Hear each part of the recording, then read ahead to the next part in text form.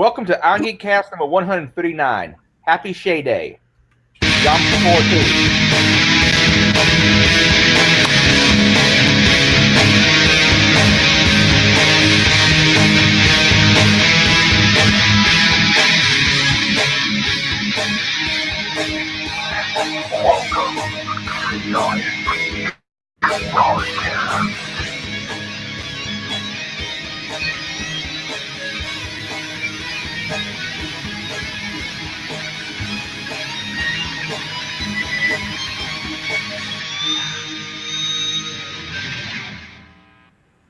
Hi, everybody. Hope you're having a good night. So we're a little bit late. We were yapping our jaws off just before the cast, and we kind of got overtime. Yeah, some of us didn't get to exercise today, so that was our exercise for the day. Yeah. My lips still well toned. So how's everybody doing tonight? I had like a couple responses for that, but yeah, not really appropriate. Let's not yet. We are 1 minute in. We're not even past the first minute. Yeah, probably shouldn't have breached that yet. We'll get to the breach report later. Yeah. Then you can do all you Yeah. So Charles, since you like to, be a little winded, let's start off with you. How was your week? The week was awesome. Currently in the middle of a pen test and a threat hunt. Boom! Talk about overlapping, but I love it. Yeah. Super amped as usual. And of course, I've just been listening to a lot of dubstep and all the other good stuff. So I was cranking up the music and jumping off the wall. Yeah! Nice. So awesome. That's been pretty much my day today on a wonderful Wednesday. There you go. Wonderful Wednesday. Okay, Boom. Let's see. Who else we got on? Cappy. How was your week? What's up? Slacker who it's going pretty didn't show good. up for a couple weeks here. Israel. Yeah. Firing shots. Yeah. No, I've been busy, which is a good thing. If I'm busy, means stuff's getting done. So that's how I keep doing it. I'm back in town now for a couple of weeks or so here. I'm now just waiting for another traveling opportunity to come up. Nice. Look at you, single guy, just waiting for another travel opportunity. All of us who are not married. Single. Well, yeah, not non-married. Us Yeah. married folk, we're over here like dreading travel, and they're definitely not opportunities. Oh yeah. So how was it? Because you've been out and about quite a bit. How was it to actually eat non-fast food? For once in the last 2 weeks.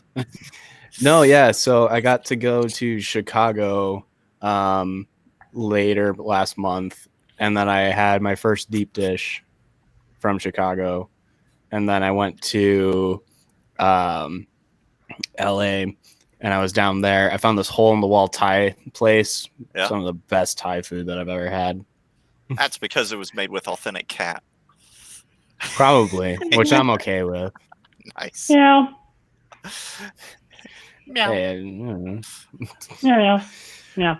But yeah, I've also been getting a lot of time into hobbies alongside all of my other development work. So I've started like doing 3D printing and painting again. So there's that. That was a coaster that my drink is sitting on now. So building practical things that also look cool. Nice. Very cool. Sweet. Good deal. Okay, Raul, how's your week been?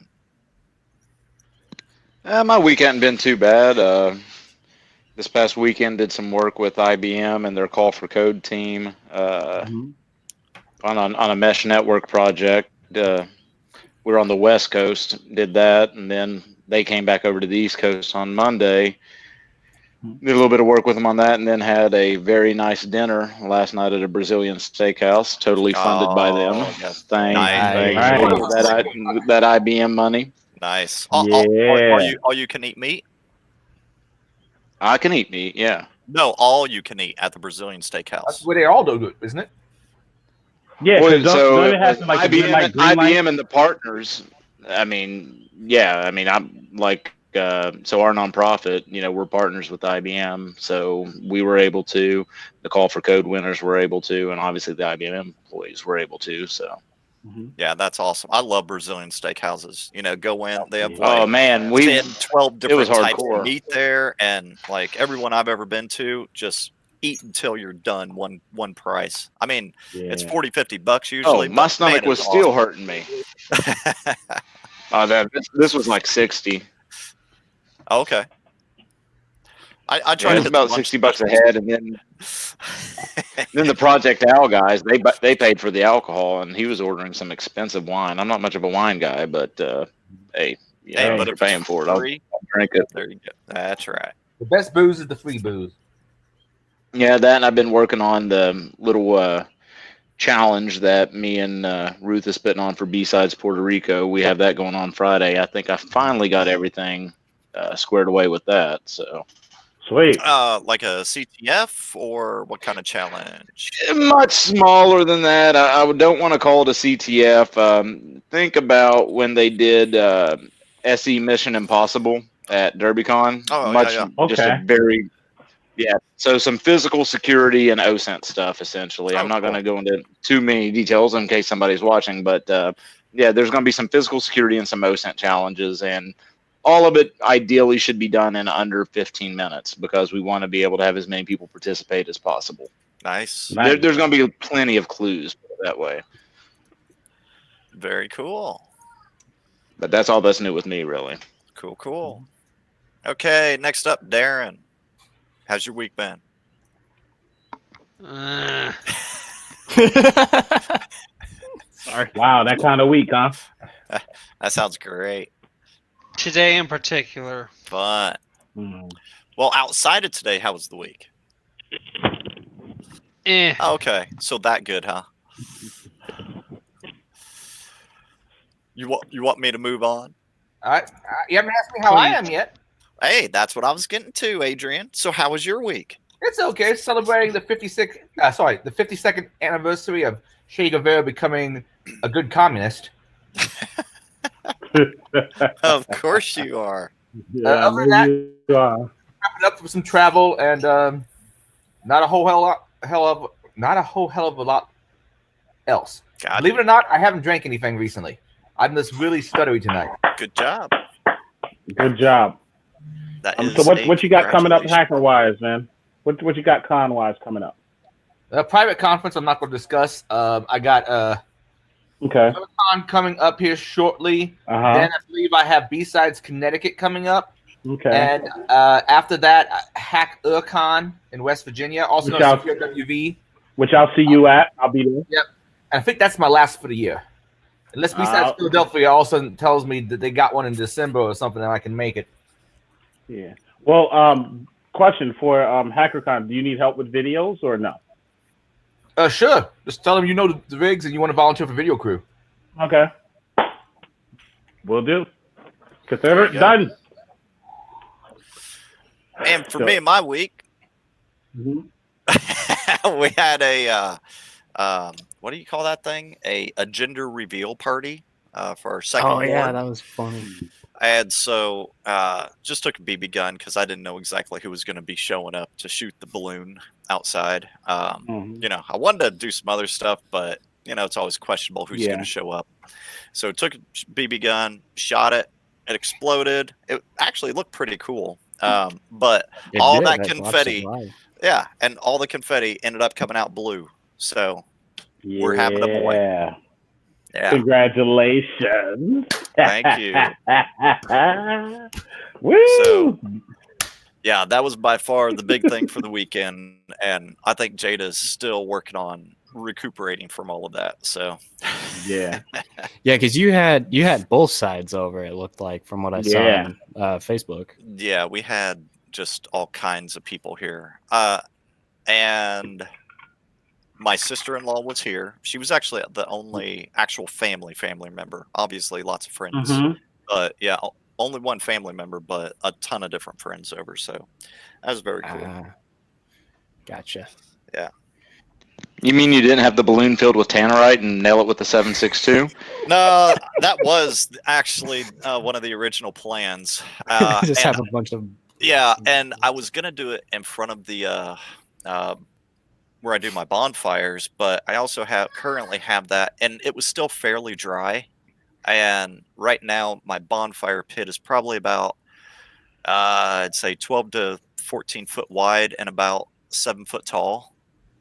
And with everything, so you got a lot of brush in it. Yeah, and I really did not want to start, a local fire that takes out half the community. So, yeah. Yeah, because that's how I was going to light the bonfire, was tannerite. And, yeah, take, I don't know, probably like a, 227, 556, either one through it, and just have fun with it. But, yeah. There's always next time, if there is a next time. Yeah, we'll see. I mean, up until this week, it was pretty sure there was going to be a next time. This week, she's like, "I'm done. I'm never doing this again." So there'll probably that happened to me too. Yeah, they right afterwards they're like, "Never again, never again." Yeah, just because she's getting really, really worn out towards the end of this pregnancy. I mean, she was good up until probably about 2 weeks ago, but this baby is a lot larger than our first, and they're expecting that he's going to be probably in the 8 to 8.5 range whenever he's born. So whereas our first child was 4 pounds, I mean, he was a preemie, but he was 4 pounds and 14 ounces. So this one's going to be a lot bigger, almost double, not quite, but almost. So awesome. Yeah. They say this is congratulations, nonetheless. Yeah. Thank you. What was that, Charles? So this is it, huh? Oh, probably not.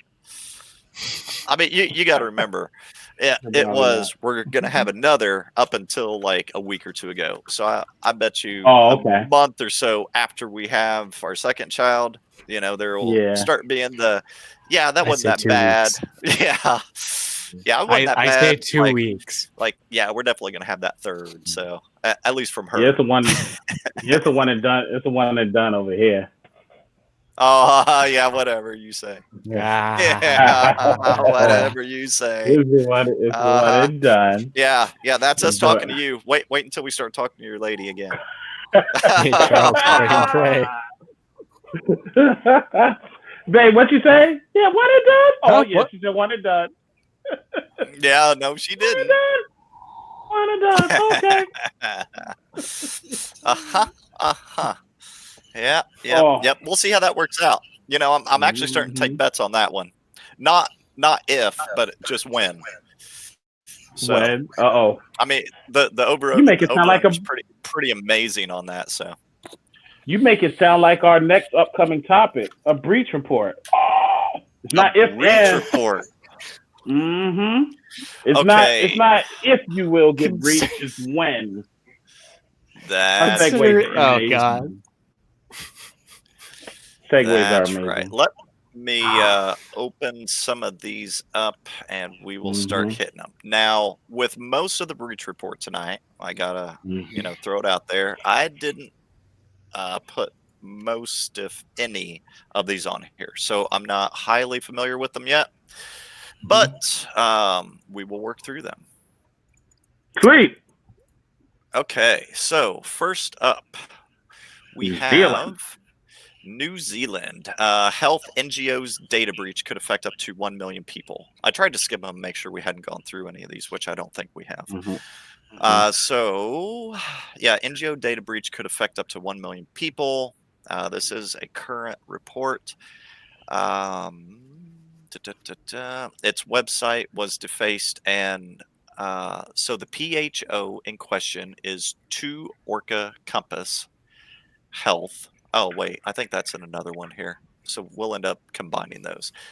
2 Orca Compass Health, which had its website defaced and notified the authorities in New Zealand of a cyber attack on August 5th. Bleeping reputer. I like that. I need to start making reputers. You've heard of a computer. Have you heard of a repeater? Yeah, now we're going to get the best of both worlds. So the patient data. Data that they hold includes patient name, date of birth, ethnicity, national health index number, which is probably similar to a social security, and address, as well as which medical center they are enrolled at. I'm not enrolled in any medical center, so good old New Zealand. Is that like the network that they're in? And also, I think the national index or health index number is just like their insurance card number. You know what would make this a lot easier if we had like an actual Hobbit on the cast. I'm fairly certain they exist, since all of that was filmed in New Zealand. You know, they would probably have more direct information about this. But let's see. We are also partway through a planned movement to move to. Oh, see, this is the bullshit part. Okay, listen to this. We are also partway through a planned movement to move to a more modern, more secure infrastructure using Microsoft Azure. Just because it's in somebody else's data center does not mean it is more secure in any way. You can also have it running inside of an environment. So like on-prem. Oh wait, so Azure on-prem you mean? Yeah. Hang on. Yeah, but I guarantee they are not talking about running it on-prem. Well, even then, I guess I can't, but still. Just throwing that option out there, they might be. Yeah. So, to quote the guy from Tripwire, who is the senior director and technical sales and services at the security company Tripwire, amassing hundreds of thousands of patient records in a single database increases the risk of compromising patient data should a breach occur. To ensure patients' care and safety, healthcare organizations must ensure their environment is duly protected against unauthorized changes and misconfigurations, which can make their environment susceptible to cyber attack.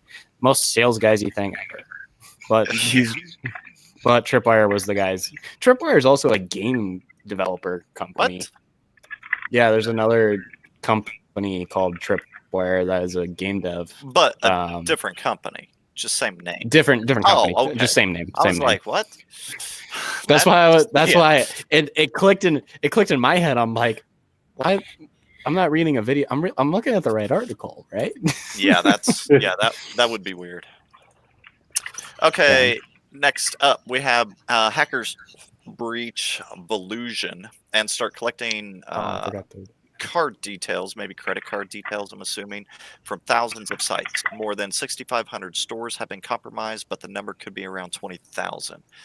Again, let's see if this is our old friend. What was the old one that was Mage Cart? Yeah, Mage Cart that was doing man in the middle on credit card things. So that was actually. They don't call it out specifically. Well, it is referenced in this document, or at least in this write-up. But they could be saying this could fit too. Google. This is okay. Google infrastructure. Oh, they are calling this a Mage Cart attack. Okay. Yeah. So are they? Okay. I don't know. So Mage Cart was a thing. Like, the incident is what cybersecurity experts call a Mage Cart attack or web card skimming. Are they? They aren't starting to call like all web card skimming. Oh God. You know, I know.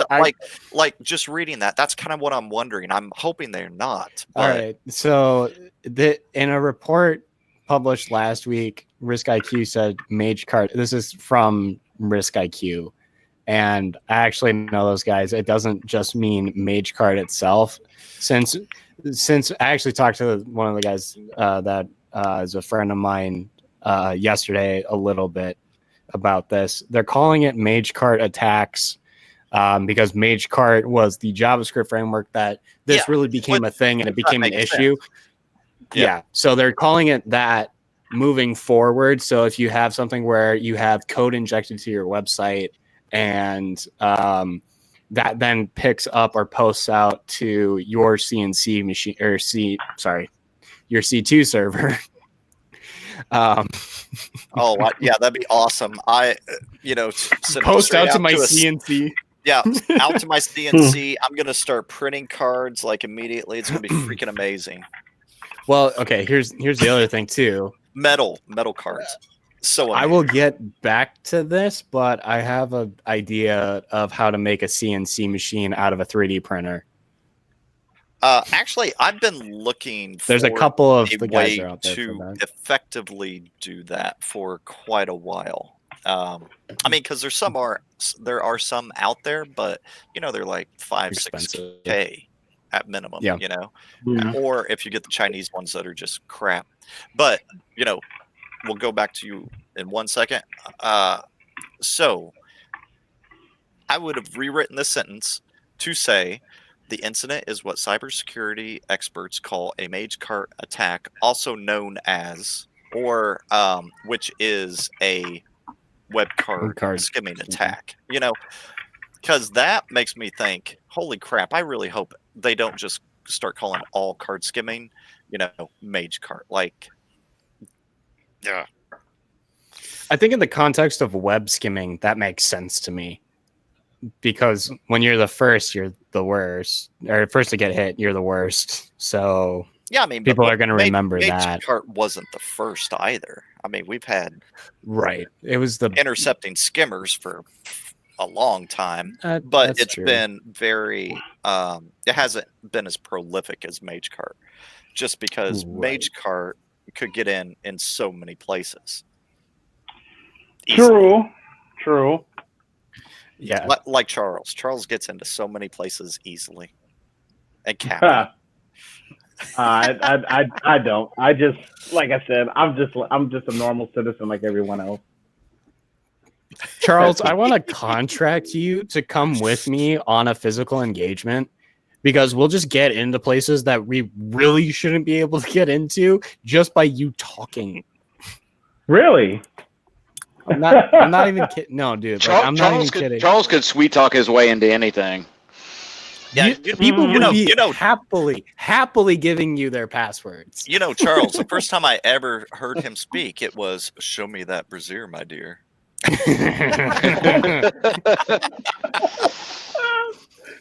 This is. I don't know. and see, I didn't actually quote it like verbatim, so we're not going to get like dinged from YouTube now. So I have no recollection. If we don't get, if we ever do that, no, I like I said, I enjoy talking to people. I just have fun. I got to, for those of you out there that don't know, I got a chance to talk with somebody during the interview. That's the first time I ever been interviewed by anyone, like a YouTube or anything. So that was huge. And yeah, that was awesome. Yeah, good one. Thank you. And the really good thing, it wasn't like super long, so you can watch in like 3-4 minutes. Somewhere in that time. Yeah, 3 or 4 minutes. Yeah, so just 3 or 4 minutes, not like a half hour or anything. So it's a real quick watch. Yeah, I don't have a half hour worth of material.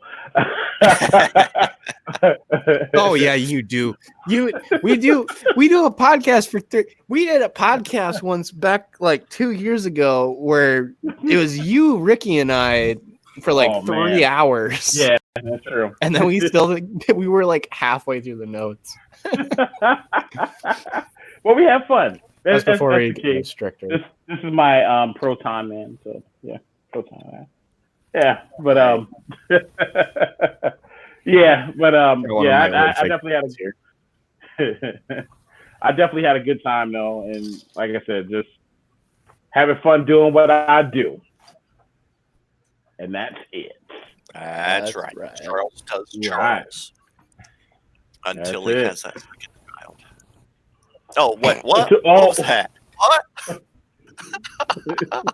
I had to put the pro time man up for a second for that one. Second what? Finally. The child. Hey, I got a question. So 12 months. PowerShell question. PowerShell Kali Linux question. That's what the current bet's at. 12 months. Yeah, just so you know. Okay. Okay, cool. Has anybody successfully really do a lot of things with and I'm asking not just on the cast, out there, whoever, done any cool stuff with PowerShell inside of Kali Linux, not Windows. So I've been trying to use PowerView because I thought you can with PowerView on Windows, I can easily just download the new object, new web client, download the string, whatnot easily in Windows. Not so much in Kali, and maybe I'm just doing it wrong. So yeah, I'm wondering if anybody else has had that same issue, or they just don't use it, or however. Because the goal is for me is I want to use Kali for damn near as much as I can for everything. Yeah, like a one-stop shop for everything. Yeah. So even with if I'm attacking Windows from, let's say, from an assumed, well, to a certain extent, because even with Bloodhound, I noticed Bloodhound is a difference too, because with Bloodhound on Windows, you use of course SharpHound to ingest all your information from 80, which makes sense, perfectly fine on a Windows environment, right? Or Linux if the Linux is connected to an 80 environment, perfectly fine. Once you get all that data, now you want to ingest it into Bloodhound. A lot of times, it works perfectly on Windows. If you have Bloodhound installed on Windows, you just ingest it, boom, everything pops up. Mm-hmm. Kali, I'm noticing, you fire up Bloodhound, the screen remains blank. I'm like, Jesus Christ. All right. Turn it off. I'm like, okay, let me restart Neo4j, right? Yeah. Restart the console. Then it'll come up, but it says, okay, database not found. I'm like, I'm doing it literally right here in Windows, but it's subtle differences that I'm finding with Bloodhound on Windows as opposed to Kali Linux. It seems like it's more stable on Windows, but with Kali Linux, it has some bugs or issues or whatever else. So that's all PowerShell, right? I'm pretty sure Bloodhound. I believe so. Bloodhound is more so just it's like a mapping tool. So it's probably PowerShell on the back end. Yeah. I haven't dug that deep into it, but I think it is PowerShell on the back end. Okay. And then because usually how good are you with wine? How good are you with wine? Wine? I haven't used it. I'm expert at drinking wine. Not drinking it, using it. Now, I haven't used wine in ages. I haven't used wine since the Star Office days. I mean, and two, I'm not up to speed with you guys, haven't been doing it for years, but that was always my go-to. Yeah. Was anything I needed Microsoft side, I was just going to run execute it through wine, and I could 99% of the time pull it off. So, I mean, and support on the Linux side is obviously getting better. Yeah, but it's still not perfect. A lot better. I think when Ubuntu, here's the thing. I think when Ubuntu came onto the scene, because Ubuntu, back in 2005, so I was one of the original Ubuntu testers.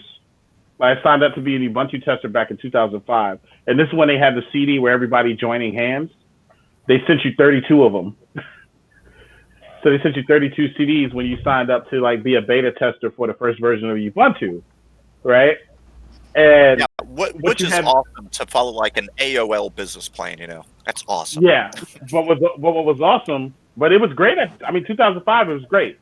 So what you would do, you would get the CDs, and then they encouraged you to put them on as many devices as you could, and then take a picture of it with your camera, your digital camera, which we don't even need no more because we have phones, but with your digital camera, and then you email the picture into Ubuntu, And then I don't know what they did with the pictures, but they would email and be like, oh, okay, this is supported on this particular hardware. And I mean, it was pretty cool starting out. Yeah, that's how they did it. Yeah. When you first started. Yeah. And I mean, it's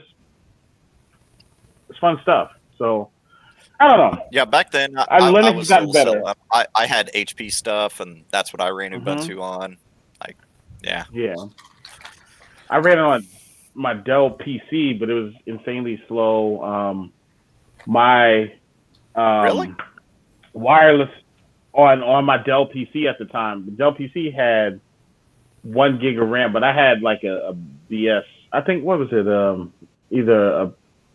I don't know if it was a Precision. It was one of those it was a 15-inch, but it was just 1 gig of RAM on the Dell laptop. But yeah, I mean, but 1 gig of RAM back in like 05 was still like, it was great. That was decent. But it wasn't great as far as like with support. As far as like with wireless was choppy. Yeah. It just wasn't the greatest, but it did support it, as opposed to other Linux distro where you had to recompile the kernel just to get any action. So, I mean, Linux has really come a long way. The support is a hell of a lot better. I ran CD-based DSL for probably 5 years. Remember DSL, Damn Small Linux? Yeah, Damn Small Linux. Like yeah, 50 meg or something. And all of Best Buy's computers one day come up and had all different passwords on them for some reason.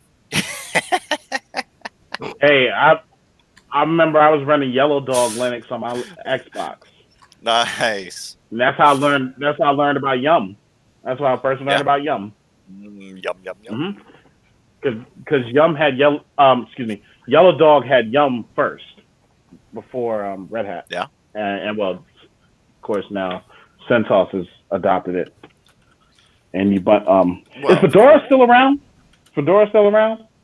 Yeah, but Fedora doesn't use Yum. It uses something else. I can't remember what the name of it is. Some other package manager. Fedora uses Yuck. Well, Charles, you know what Yum stands for, right? I can't remember. No, I can't remember. Yellow Dog Update Manager. Okay, Update Manager. But I know I used to use it in Yellow Dog first, so it was there. Well, that's because it's called Yellow Dog Update Manager. It's in the name.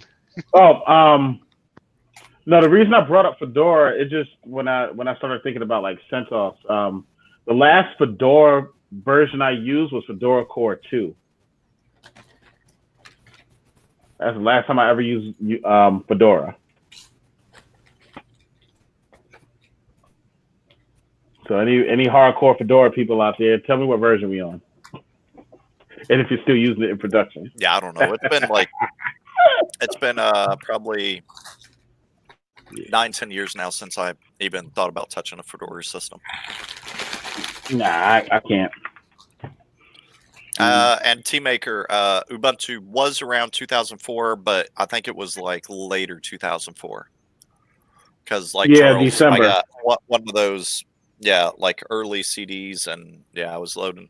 And actually, what was the virtual hypervisor back then? QEMU. That may have been it. Right? But I actually threw Ubuntu up as a virtual back in like late 04, 05, somewhere in there, as my actual first install of Ubuntu. But man, that's been a long freaking time ago. Oh, speaking of hypervisors, you guys ever mess with Proxmox much? Oh my God. I play with it a little bit. You know who you talked about Proxmox? The blind hacker. That dude uses it religiously. Oh, with it? The Proxmox. Yeah, I mean, because there's a lot of like big benefits with it if you do run it. Like it already has backups, and like within the interface, you already have high availability. Like like with VMware, we can run ESX free, but we don't have easy availability for backing up. We don't have high availability. There's a lot of really nice features that you have in full-blown, paid VMware that you don't have in the freebie side. But Proxmox, you can do that. But in the same sense, awesome. Yeah, I was thinking about, screw it, just like for a dev environment, a test environment. I want to throw it against some Raspberry Pis. Guess what doesn't support? Raspberry Pis. So, yeah, I mean, because you can have any food. No, you only have 6.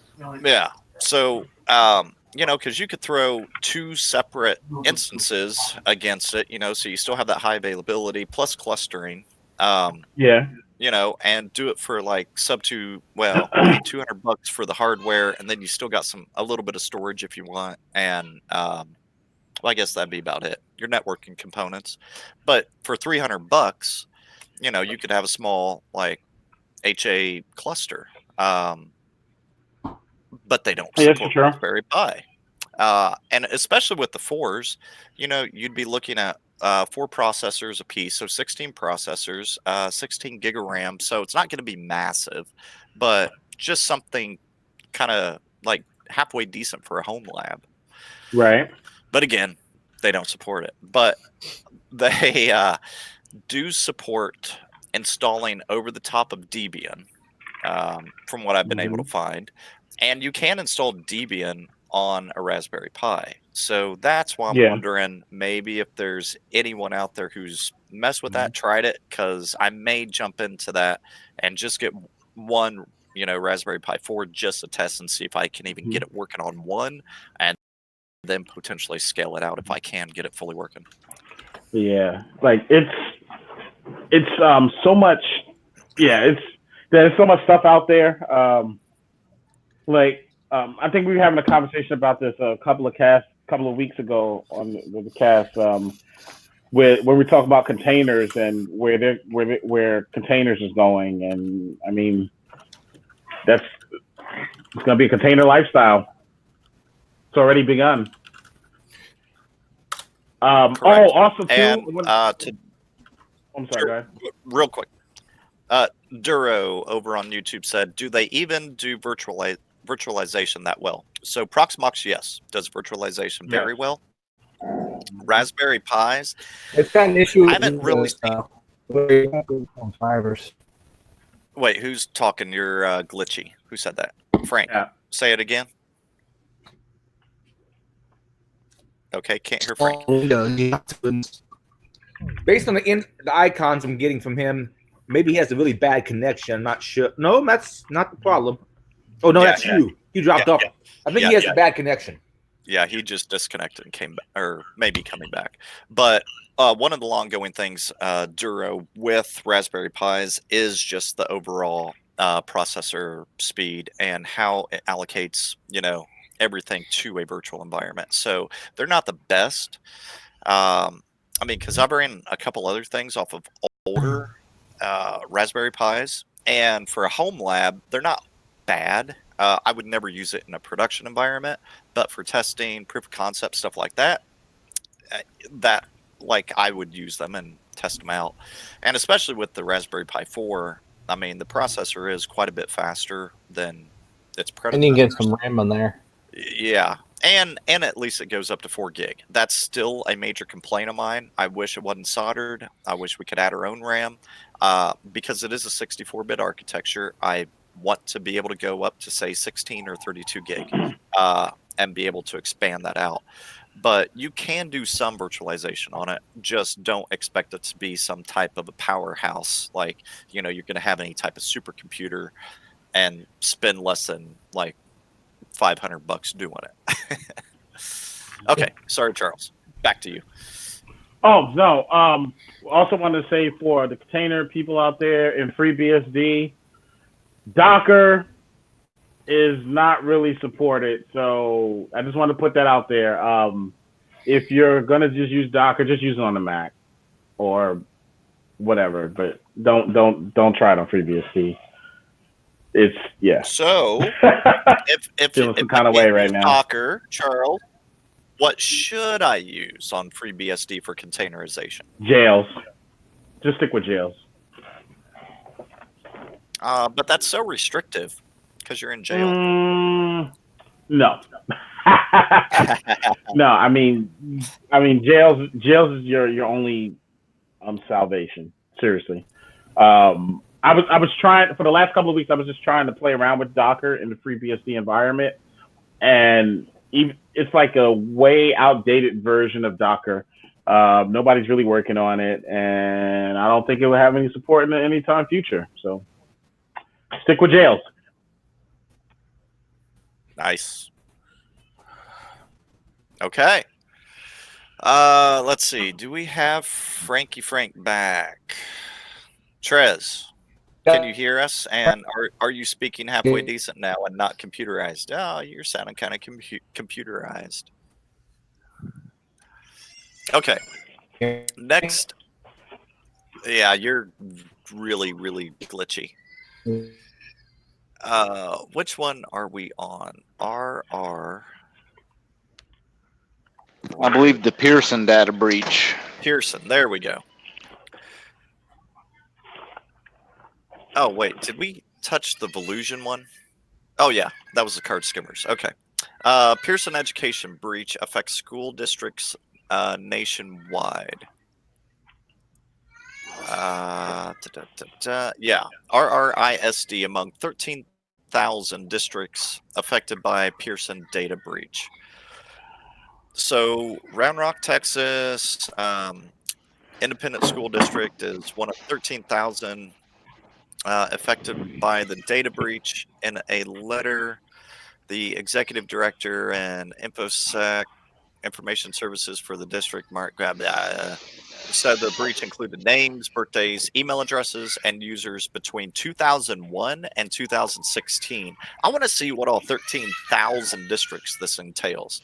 So I did a little bit of digging into this because I have, school age kids, and the first article kind of alludes to what platform and what, because Pearson has a ton of platforms. This affects AIMSweb, AIMSWEB. It's a monitoring and assessment platform. So where my kids go to school, they use Google Classrooms now, and before that, they use something called STI. I don't even know if STI, and not sexually transmitted infection, but they use something called STI, student something. But no, I did a little bit of digging on this, and this is specifically something called AIMSweb. Okay, that's because that's not something you use. That's something you have. That's something you get. Yeah, or you are.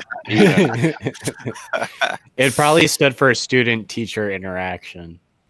Yeah, that may have been it. I'm not. It was an older system. Acronyms. Talk about acronym overload. But apparently, this is an ongoing issue because the article I found out about it was originally published August 1st, 2019. So they're still finding the extent of how many districts were affected. Yep. Damn. Can y'all hear me now? Yep. I can. Why'd you plug in and get off that crappy Wi-Fi? No, I just switched to my phone using my other cellular connection. Nice. Yeah, both my connections here are cellular, so that's all I got. Fun. Yep. Okay. Let's see. So, what do we got next? Are you guys on C? Are we what? Are you guys on C, the Pearson education thing? Yes. Where are you at? Yeah. Currently, we were on Pearson. You got anything else to add to that one? No, not really. I don't know what you said, but I'm sure it was fine. Oh, it's always fine. And my son is throwing a temper tantrum in the background here. He's just excited. Always. Okay, next up we have Indiana Health System alerts 68,000 patients of data breach. Who's giggling over this? Charles, hush up. Was that you? I know that was you. I know you. No, that wasn't me. Really giggle. Whatever. I know your giggles. Okay, real quick. So, anybody who heard me just now say girly giggles, have any of you guys ever watched Thumb Wars? Dude, I thought the mic was on mute. I thought my mic was on mute. Yeah. So, in Thumb Wars, the thumb. I mean, and if you have never watched it and you like watching us, you like tech stuff in general, you will probably at least find it amusing. I actually have the DVD set of it. I mean, because there's Thumbtanic, oh crap, there's like 5 or 6 of them. The God Thumb, so the Godfather. Yeah. And all these are made with thumbs. You know, eyes and mouths are placed on the thumbs, and they go through all these different scenes, you know, dressed up. I mean, there's a Chewbacca that's a thumb, all this stuff. But Obi-Wan Kenobi at one point says... Ooby Dooby Kenobi. Yeah, Ooby Dooby Kenobi, yeah. Says, what was the exact phrase he said? Like, what kind of payment do you require? Or the Luke would say, or whatever Luke's name was in it, would say something like, what kind of payment do you require? And then Ooby Dooby Kenobi would say, I require girly giggles. And it was awesome. So, yeah, for anybody who likes some, you know, old school tech, and it is old school, probably 15, 20 years ago. But man, I actually have the DVD box set of it, and yeah. If you like, well, here's a new one. I'll get back to what I just saw in a second. If you like Jimmy Neutron and the movie Kung Pao, you'll like Thumb Wars or the Thumb Saga, because that is the same dude. Oh, I didn't know that. Steve Odenkirk. Yeah, that's cool. Yeah. Yeah, and to back on what Raul said here a minute ago, I actually didn't realize that Google had a school platform. It really makes a lot of sense for what they've been doing and trying to rule the planet with, you know, but it does make sense. So that's interesting. Yeah, and I would like to add, because I've talked to some teachers from different districts close to where my kids go. Yeah. In some cases, they actually have the students using the platform, and they do the assignments through there, and they turn in their assignments through there.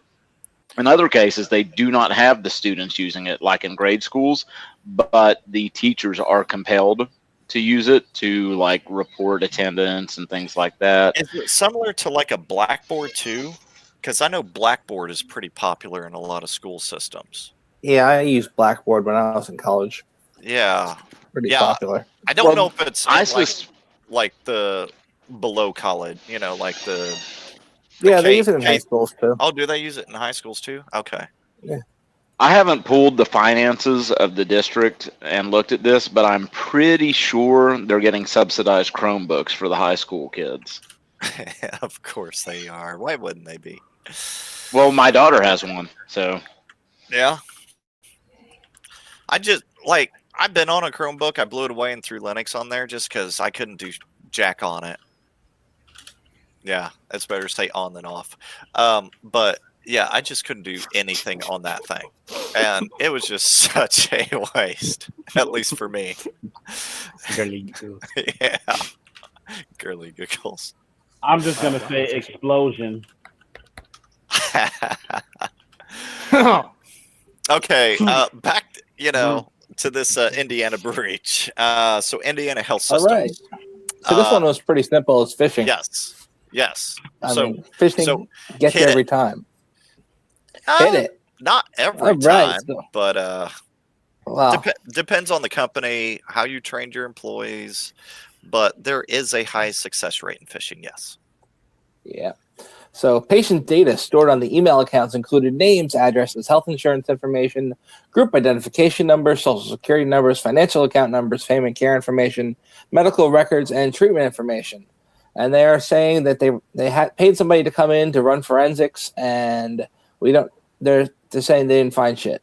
But that doesn't necessarily mean that the data didn't leak, just because the forensics people couldn't find evidence that it did.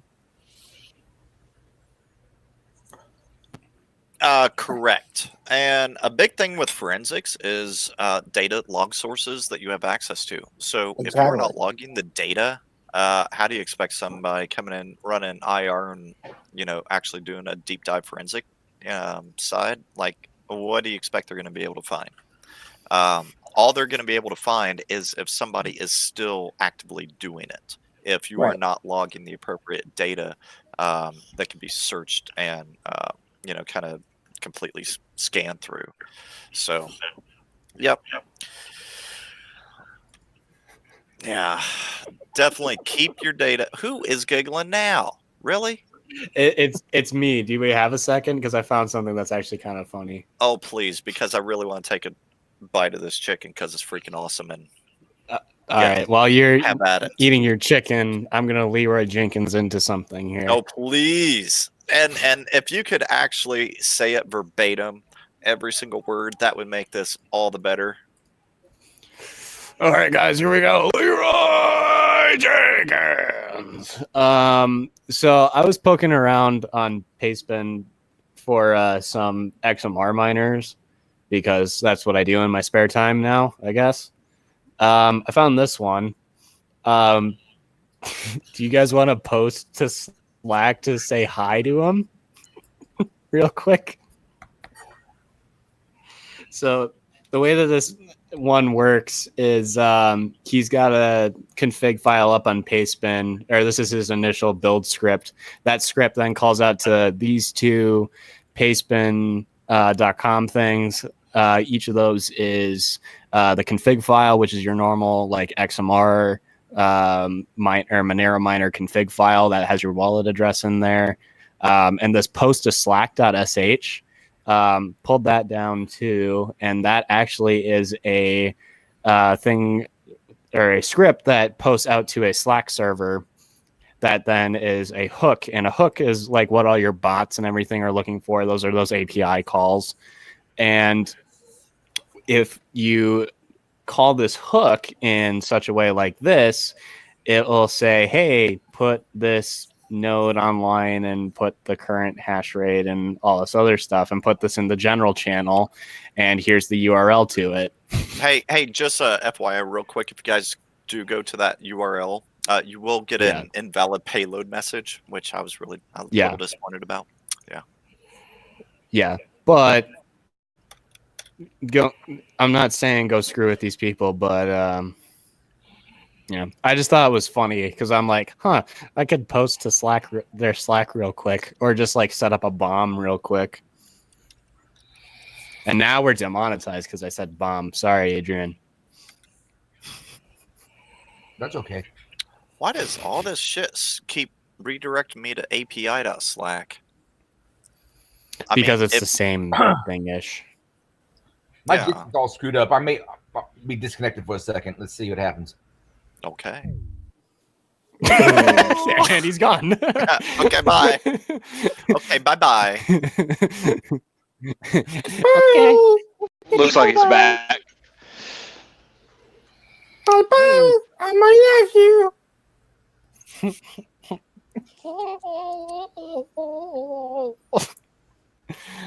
Oh my gosh. Okay, you guys and your baby talk is weird. Yes. My Jitsi was screwed up. For some reason, everybody's webcam stopped coming through to my view of Jitsi, but it was still going through to YouTube. Interesting. It's odd. You used all the bandwidth. That's why. Yep, it's all gone. Wait, are you affected by that California power outage? Not me. Actually, no, I know. Actually, I need to contact one buddy of mine and just see if they're affected by it. I mean, can you imagine that? They're shutting off the power to, I'm hoping, only residents, but I'm sure businesses are going to get, zapped by it too. But actually shutting the power off to like 1 million different customers. From what What's I read. the reasoning behind that? Yes, I say, what's going on? The electric company is shutting off power to like 1 million different customers during certain times of the day, and I don't know how long it's going to last out in California. Why are they doing that? So they were doing something similar down here, actually, because of the heat wave. A lot more residences were using AC more, and AC obviously uses a lot more amperage and wattage, and they were having planned power outages in certain areas. Yeah, and see, like certain countries, I get that. Like, I used to support sites in India, and used to at like 2 of the sites. I think it was 2 days a week. The power would turn off for like a 2-hour time frame. You know, but whenever I was looking through the California article, I think they were trying to somehow correlate it to the wildfires that happened last year that they found downed electric, like there were high winds or something and down electric poles, and the electric poles started the California wildfires, and it wasn't in fact a camper. But they were kind of trying to correlate to that. Yeah, PG&E ended up found liable, I believe, in civil court. Yeah. And it is PG&E, I believe, that's doing this now, and cutting all this power. So, yeah, I've had a couple friends posting on Facebook, like, "Well, back to the dark ages." Another reason to get an off-grid system with solar panels. Well, I mean, even if you don't do solar panels doing a natural gas-based panners, doing natural gas. I gotta get me solar panners. Yeah, like last time that I installed, my last location that I worked at, I didn't oversee those things, so they actually had a diesel backup generator. But I think they're like a Powerball from Tesla, and then just have fun like powering, a massive building with that. But the place prior to that, like I threw in a backup generator for the primary data center, and it covered the secondary. Well, no, I had a second generator for the second data center just in case anything massive happened. But I mean, it wasn't that expensive, and I did it off of natural gas. Like I don't. Yeah, there's some good generators that run right off natural gas. Yeah, and I don't get why everybody is still so hardcore on running diesel whenever, if there is a natural disaster, like how long do you think you're going to be able to get like diesel supplied? Like, well, I can tell you down here, there's not hardline natural gas to most locations. That's the problem. Yeah, and that is an issue. But most places, at least if they're within like a city limits, at least, in continental US, like you can get natural gas in most places now. Yeah. In certain rural areas, they normally have like really large propane tanks. So where I'm from in Kentucky. Yeah, or do a massive propane tank. Yeah, you just get a really, really large tank. That would be your other option. Yeah. Because they don't, in some places, they don't have the hardline natural gas, even up there in Conus. But you can get one of them propane tanks that's, a little bit larger than a Volkswagen. And that's going to be able to get you through for a while. Well, I got to say, it could be a little bit larger or a lot larger. It all depends on the Volkswagen. Well, right. I mean, I'm talking about an '87 Westie. I'm talking about an '87 Westie, a big Westphalia. Okay. And how many of those Volkswagens were down in Kentucky? I can't imagine a lot. Well, I was believe it or not. I mean, we would go out on camping trips a lot, and we would take our Westies out there, and then some of the Scooby-Doo style ones out. We would go down the Bourbon Trail. Nice. We'd have a big fleet of Volkswagen buses going down the Bourbon Trail, just having a good time. You hippies, man! I know. Now, at least I understand why they kicked you out of Kentucky. Like I get it now. That's why I'm in Puerto Rico now. Exactly. Okay, back on the breach side. Did we? Hy-Vee. Yes. I'm not sure I'm saying that right, but it looks like Hy-Vee. So they're a supermarket that also has like 7-Eleven type gas stations, like in some locations, and Wahlburger. I've never been in one. I have no idea. It's owned by the Wahlbergs. The crappy actor. What's it? Mark Wahlberg. It's him. It's his youngest brother, or no, his oldest brother. Oh, yeah, it's owned by Paul and his. I guess that they're co-owners, Donnie and Mark. Yeah. So, long story short, they found malware on their point of sale systems that was skimming credit card data. So they fell victim to a mage card attack? Probably not on the POSs, but yeah. Hey, we don't know if it had a web server. Well, do POSs have web servers? I mean, I don't know. they could. You know, you're still going to have some type of centralized location where the data is going to be flowing in and out of. If somebody was to make it a web server, it could happen. So this same malware ran on their fuel pumps, their restaurants, their drive-in coffee shops. So it's pretty much just on their POS systems spread across Holy crap. everything. That is pretty amazing. Yeah. To even get it down to the pump level, you know? Mm-hmm. For sure. Because that's, you know, the pump's not going to be running necessarily their custom code or anything. They're going to be integrating the pump's code into their systems. So that's definitely interesting. Actually, that may be the first time I know of that the pumps were infected. I don't know if I've read that the pumps were infected without somebody physically being at the pumps, you know, installing some type of a skimmer.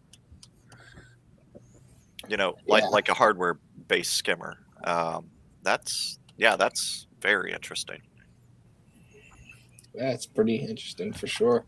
And they're not the only place recently. I'm going to skip ahead a little bit in the show notes. We got another place, essentially Moe's Southwestern Grill, and two other restaurants that are owned by the same company were also hit with a similar attack with their point-of-sale systems getting malware and skimming credit card data. Ooh, Slotsky's. Slotsky's is pretty good, too. I haven't been there in years, but they make some good I've been to plenty of Moe's. I had to look up my hometown on it. McAllister's Deli. Yeah, I haven't been to... I don't know of Moe's. We've got Moe's out here. We don't have the other two. Yeah, Slotsky's. I was going to say, Israel, if you go south about 2 hours, you'll run into Moe's. I love Moe's. Like Cincinnati or Kentucky side? Kentucky side, and I believe you probably will see them in Cincinnati. Actually, I know you'll see them in Cincinnati, but yeah, Cincinnati, and definitely on the other side of the Ohio River. Grill?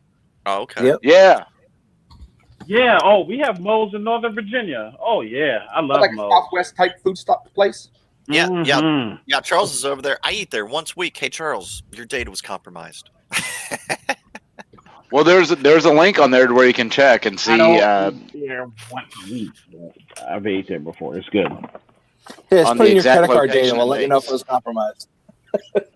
That's right. And plus, when I pay for food, I pay for cash. I guess my cash is compromised. Oops. Heck yeah, you're using that funny money. Mm-hmm. Yeah. Most counterfeiters don't use credit cards. Oh my God! Did he just say that on air? Oh shit! I don't counterfeit. Well, I mean, not today. Well, damn. No. Any time that Charles did any counterfeiting operations was way before the statute of limitations. Existed. Yeah. That's what we're gonna run with. Yeah. Cut it off! Cut it off! Cut it off! Okay, last up on the breach report, we got a hospital paid ransomware. So hit it, Frank. All right, so an Alabama hospital paid the ransomware request from the attackers, but first they put out a notice to pretty much everybody saying that they are restoring their systems with backups, but they also have purchased the key to the ransomware so they can restore systems that are not covered by backups. So who knows if they really had backups in the first place or if they just said that, you know. But they did pay. So probably they did, but they're probably so I could see this happening in one form because I've had previous experience with this on an IR that I did, and the only IR that I've really done. The things that are in a hospital that you usually have backups for are like your servers, your golden image for your devices and stuff like that. The things you don't have access to all the time or have backups of could be third-party products that you're running that are managed by that third party. You just have to have it physically running on-prem. So having it on-prem like that, a lot of times they're like a database. It's like a database of patient records or something like that, and that can be shown to a bunch of different branch offices. So you have like the one office that has a bunch of clinics around. So when that gets encrypted by ransomware, it then is completely screwed and has to be rebuilt from scratch. So that's probably why they paid the ransom as well as fix their stuff as well, because that would negate a lot of that downtime. However, you're paying the ransomware guys, which I do not advise still, but and the FBI also doesn't. They do not pay the ransomware.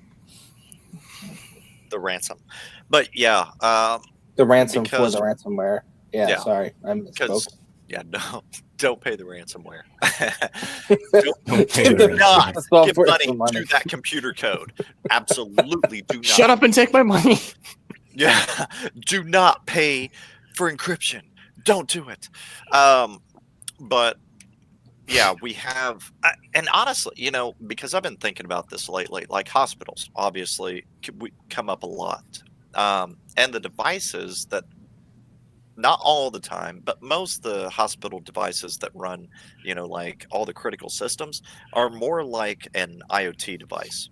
You know, it's getting more rare that they're actually running on like a Windows machine. I mean, there are still some that do, but it's becoming more rare. But to actually find a ransomware, you know, family that runs on Windows and then also can hit like IoT devices is also incredibly rare. You know, most of the time they target one single system. If they target two systems, you're looking at like Windows and different versions of Linux, you know, attempting to wipe out the backup systems too. You know, have we seen any ransomware on Macs yet? Yes, Here, about like a year ago. There was one, and I think there was another one like a year ago. So yeah, we have seen some. There was one a year ago. There was another malware family that rerouted all DNS traffic, so it wasn't necessarily ransomware, but it was another one like right when I started on the cast, like 2-ish years ago now, close to 2 years ago. But yeah, we've covered a couple. Because there was one on Mac that even did like full disk encryption, but it's been. Oh, that sucks. I think before I was actually on the cast, so it's been quite a while. But yeah, and it was very short-lived. It was very, very, very targeted to a couple high-profile companies back in the day. So, but yeah, it has existed. Okay. Oh, these were yes. Okay. Next up. Anybody got anything else on the breach side? Nope. Okay. Next up, we have Android 0 Day. Not going to go like deep into this, but this is also one of those like, you guys know the meme where like Spider-Man is over here, another Spider-Man over here, like pointing at each other. Yep. That is essentially this one. Google, you know, Project Zero, finds a 0 day impacting Android. Google owns Android. And so it's like one of those, Spider-Man pointing at each other. Impacts Pixel, Samsung, Huawei, and however you say that one. Xiaomi. Xiaomi. Holy crap, I am like a crazy American. Maybe. But yeah, it's affecting, you know, Pixel 2 with Android 9 and 10 preview, Huawei P20s, Yowie. Hang on. Yahweh. Yeah. Huawei. I mean, it could Huawei. Wait, no. Xiaomi. No, Xiaomi. I got the Huawei one. Or Yeah, no, Huawei. Xiaomi. Xiaomi is how you say that Xiaomi. one. Okay.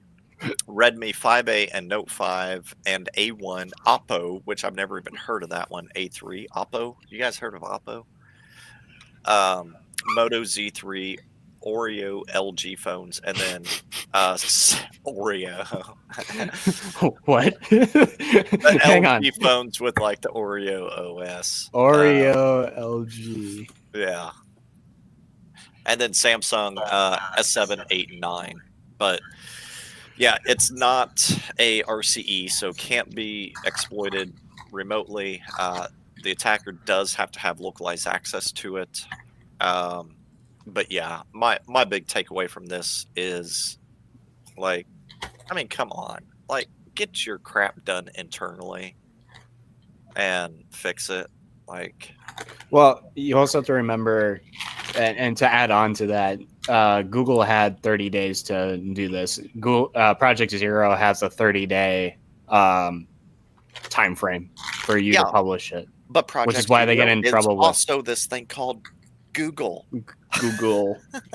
I know. It's just so weird sometimes. So, was this Project Zero India?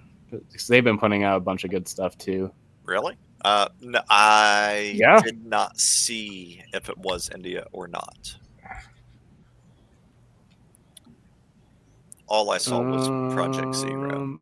I saw another article on this. Maybe it says it on that. Android 0 day. And now I'm going to get... All right, 12 hours ago by Tech Radar. I also saw it on Naked Security. And Duro, this could be the one that Samsung released a patch for. Just since it is a 0 day and, you know, is getting news coverage, they may have been a little more preemptive about it. Oh, okay. That makes sense. Thank you, Google. And Duro. Yeah, this was one that was kind of like that SIM swap, or that, not SIM swap, the SIM card attack. SIMjack, thank you. The SIMjack thing that I talked about in terms of like scope. Yeah. Of like what you could do to the phone, which is always fun. Yeah. I'll tell you what you can do with that phone. You can't do jack. SIMjack. So, how asking me if so, can you hack my Facebook? You know how many times I've heard that? Yeah, so now you can stop asking me and everyone else that is in this industry if we can hack your Facebook, because some guy actually went through and did a whole spiel on it with Security Boulevard. So did it involve phishing? Yeah, so this is maybe. So an Israeli hacker, zhacker13, found a vulnerability with Instagram that exposes users' personal information, similar to the recent Facebook leak that exposed 419 million users. Facebook confirms that the exposed data would enable threat actors to exploit user information, including full names, phone numbers, usernames, and user ID. However, the tech giant claims that it has been aware of the security flaw or whatever. So if you actually go to that story, it lines out exactly how and where to do this a little bit, and actually has screenshots with some redacted information to keep it as research and not a leak. So if you click on the link there, we're all good. And if you're leaky, there are adult diapers. Just, throwing that out there. Yeah. There's meds for that. So yeah, stop asking us if we can hack your Facebook. It obviously is easier than it seems. Doesn't Instagram and Facebook share backend code? It would make sense since Facebook owns them. They probably don't share. I would say like 2 years ago, probably not. But but they're going to have API now. Calls. Right. So that's the other thing API too. Calls. Yeah. So that's the other thing too. I don't know. My guess is that they probably have some shared backend resources that are going back and forth via some sort of data sharing API. For instance, Instagram stories can go straight to your Facebook within an instant. That is probably the same API call that's being called, or it's probably calling to Instagram and then calling to Facebook internally, so that it's a pretty seamless process. So that being said, and kind of a fun fact: if you are currently in Facebook jail, if you have your Instagram set up to automatically post over to Facebook, you can post to Instagram and it still show up on your Facebook, even though Facebook that's awesome. You're not allowed to post. Yeah.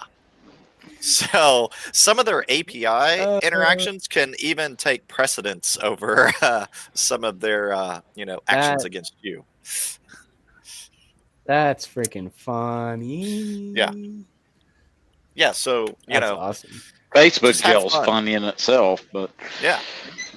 But there are ways around it now. So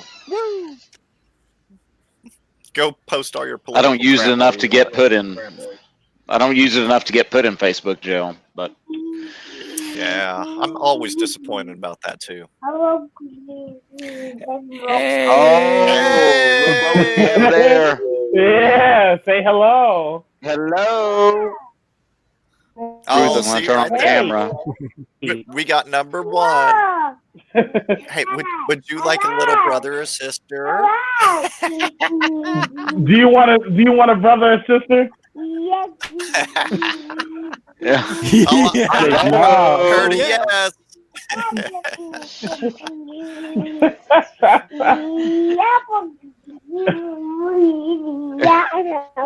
What's her name, Charles? Simone. Well, actually, don't do that on here. Simone, where's the lotion? Oh, no. For the lotion. Hey. Hey. Hey. Welcome to the part of the cast where we start waving at a baby. Woo! She's looking at 2 cameras. Yay! Yay! Exactly.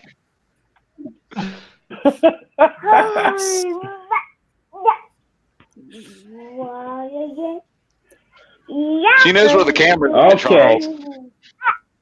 Yes, she does.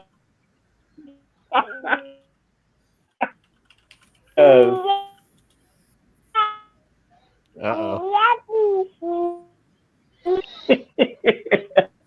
You go. That's a lot of a delay. Yeah. I guess Simone is very excited for the next topic. So you can manage everything from one controller. So can I. Hacker voice. Industrial control system security attack enables remote control I am Batman. of buildings. I'm Batman. I'm waiting for the page to load here. So, ICS security attack enables remote control of buildings. A demonstration at McAfee Empower highlighted the potential of adversaries to remotely control industrial control systems. I love how this is written. ICS systems. Industrial control systems. With potentially grave consequences. That's whenever marketing goes over, the actual technical write-up. Yeah. Yep. Had a thing with that today, but I can fix it later. The ease of use connected the ease of use connected industrial systems can offer can also make them a single point of failure in a cyber attack, potentially giving an adversary control over industrial and building assets. For instance, a hacker targeting such a system could dismantle an HVAC system's heating or cooling during an extreme weather event. Such an ICS security exploit could also be temperature to spike manufacturing facilities or a data center. Now, demonstrating the damage in an on-stage demo, McKee, I think they meant to say McAfee. I don't know.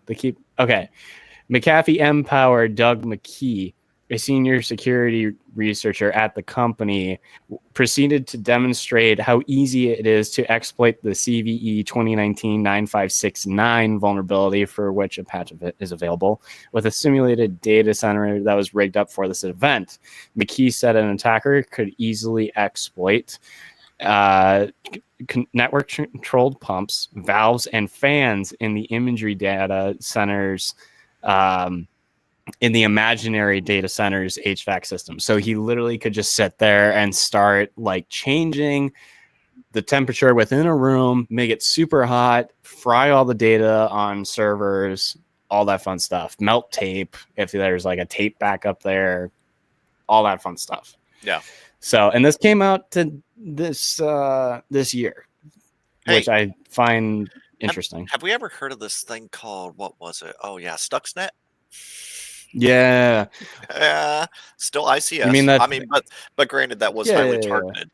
But if you remember, the Home Depot breach. What was the entry point there? Oh yeah. No, that was a Home Depot HVAC system. Oh, was it Target? I was thinking that was Home. Target was the HVAC. Oh, so Target was, and it wasn't an HVAC system. Well, okay. So it was a remote access into the HVAC system. So it was Target had for their HVAC vendor a third party, and that third party was hacked, and the HVAC units were then the initial point of entry for the attack, and then they got into the network, and then they went to the POS systems and found that there was a Heartbleed vulnerability present within the network. So they kept doing Heartbleed on everything, and then they got blood. Yeah, so then they got all the credit card information, which is now why we have that little thing on your credit cards now, which is that little chip. So that breach instituted that. No. Made it mandatory for some banks. We had been. I was going to say, because chip was common in Europe before it was here. Yeah. And we were already on a game plan to move to chip and pin, but alas, we have never, ever moved to pin yet, which is like, okay, so we still have essentially the same security with chip as we did back with just a regular swipe, and a magnet bar. Right, yeah. If you can put in your chip and not have to enter a pin, it's the same thing as swiping the mag stripe. I mean, there's no difference. Yeah. Well, no, it's not, because you can't duplicate the chip. You could duplicate the mag stripe because that's all plain text and that's easy to clone, but the chip itself is unique, so you can't really clone that. But does it hold the same? I mean, they copied off chips all over the place down in Brazil. I mean, granted, their chip was slightly different than what we use, but they were chip skimming off. So there's no possible way to clone the current chips? I'm sure there is, but it's very complicated because it's actually a mini SIM, so it actually has full encryption keys in there, and it will actually negotiate back to your bank whenever you run it. Yeah, PIN adds extra layer of security, but the EMB system is pretty fucking strong. Yeah, but it also doesn't save you if your card is actually stolen. Yeah, but at that point though, you have to be present to it. It also defeats CNPs, if you're not CNP, card holder not present scenarios, where because if you can swipe the card, you can capture the card number, the expiration date, the CVV, all that stuff, because it's all plain text. With the chip, Right, that's on the track data. Yeah, but it's on track 1 and track 2. But with a chip, though, you don't see that. It's all cryptographic information. Yeah, I'm not super familiar with how the chips actually work. I'm more familiar with the mag stripe. So, like, you cannot skim the chip whatsoever. Because it doesn't really work like a traditional mag card. It's basically read. Is it like a challenge response system? Kind of, yeah, but because it's basically a miniature SIM card, it uses actual encryption keys on it, so it negotiates with your bank over that way. So it uses like a challenge response, but with actual encryption keys versus a passphrase or something like that. Gotcha. So it does have a private and a public key as well. So it makes it much harder to clone. Yet they're having attacks for it. I think there have been some successful ones, but it's a lot harder to do. Unlike a mag card where you can write that with $20 piece of equipment, and you can read it with a keyboard reader because it's just plain text. Right. I'm now highly curious about the credit card skimmers, that are not the overlays and actually sitting back in line, like on the ribbon side. If they're only capturing swipe or if they're also capturing that chip data then too.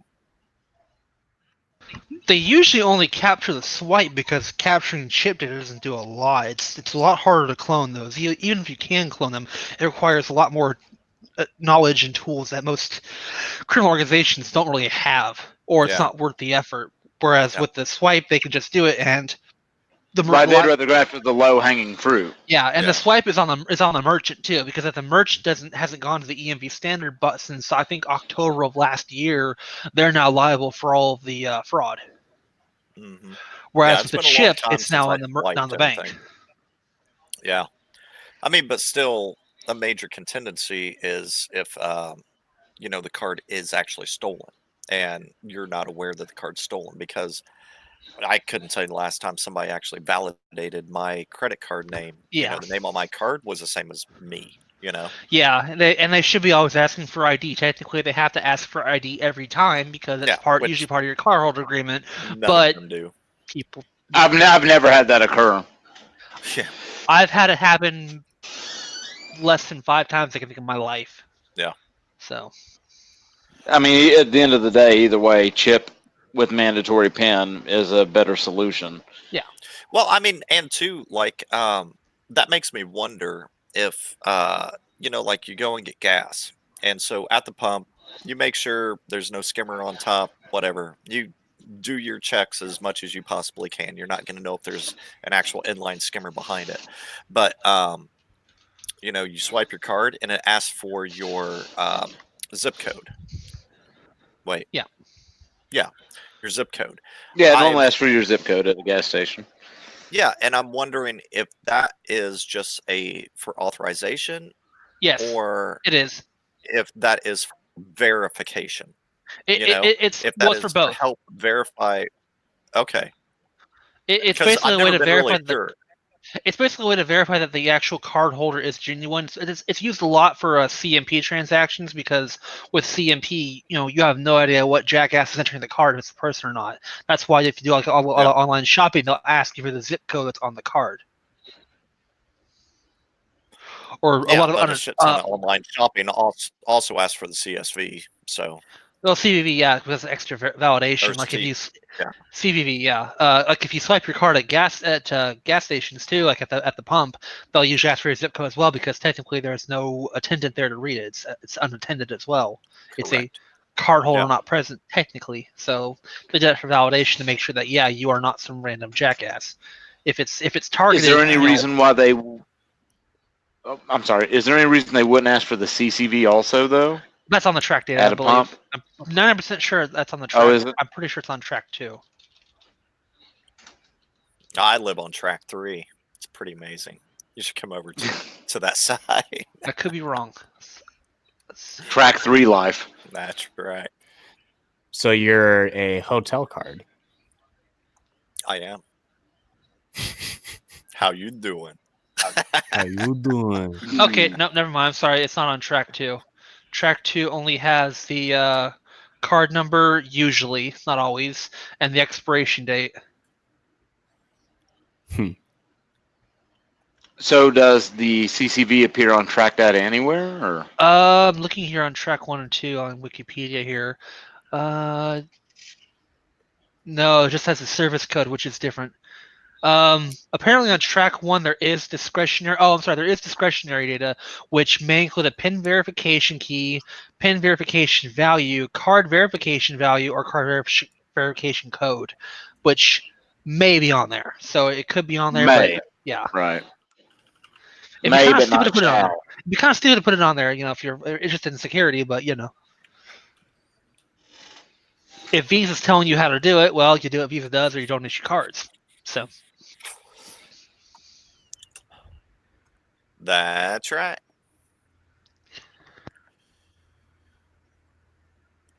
Okay, next up, it is that time of the month again. Patch your stuff, Microsoft. Patch Tuesday, yesterday. 50 some 59 vulnerabilities patched. 2 9 NTLM, critical. yeah, 2 NTLM authentication vulnerabilities were fixed. Yeah, and the article we posted. Oh, and real quick, so if you want to follow along with some of the stuff we're talking about, if not most of the stuff we're talking about, so YouTube land, you see Adrian Crenshaw over on the lower left side with his muscular penguin icon. Down below that is the show notes, docs.google. Click on that, and you can see all the stuff we're talking about too. Link in the description. There you go. And yeah, just a boatload of CVEs. But yeah, like Cappy said, I think there are 9 criticals. Ooh, one sticks out to me. CV 2019 TAC 1333. 13333. Yeah, the remote desktop client RC. Wasn't that there? Isn't that Blue Keep? For some reason, I feel like they that's just Blue published it 10/8/19. So. Hang on. When a user connects to a malicious server. 13333. Successfully exploit its vulnerability. Remote desktop client. Assigned ID. Huh. There is a current way of executing Mimikatz over RDP. I wonder if this is the vulnerability that it is using. What was that? Oh, that was. And anytime I do something well, I get a little announcement like that and a amazing little sticker. I'm joking. That wasn't me. I could see that being one of my son's toys, though. They make all kinds of crazy and absurd noises. To exploit this vulnerability, an attacker would need to have control of a RDP server and then convince a user to connect to it. An attacker would have no way of forcing a user to connect to a malicious server. They would need to trick the user into connecting via social engineering, DNS poisoning, or using a man-in-the-middle technique. An attacker could also compromise a legitimate user, host malicious code onto it, and wait for the user to connect. So could also compromise a legitimate server. Yeah, no. So you have to. You said user instead of legitimate server. Yeah, sorry. Yeah. Yeah, sorry. But that affects everything Windows 10 and 7 and 8 and server 08, 12, 16, 2019, dude. Hey, whenever you got good code, you don't switch that up. Oh, wait, our code sucks. Huh? Oh, wait. Until it sucks. Yeah. And just a friendly reminder, 0 days do not mean, as always, that this has just become exploitable today. It's been exploitable forever since that source code or since that compile code was added to the interface. So even though it's a 0-day, like we're seeing here, it's affecting 8 or so different versions of Windows, because once they have good code, at least that they think is good code and what they think is secure, they're going to keep reutilizing that code. So a 0-day does not mean it is just now exploitable. Always been exploitable. It was just finally found. And there are exploits all over the place. We just haven't found them yet. True that. Get to work, Cappy. Why does it have to be me? Okay, Charles too. I don't have time. I have 2 kids. Charles only has 1. Ah. Well, yeah, but she's a live one. 2 kids. Oh yes, that is true. Holy crap! It sounds like you're in a bird sanctuary right now. So I can't believe y'all can hear that. So those are the cokies.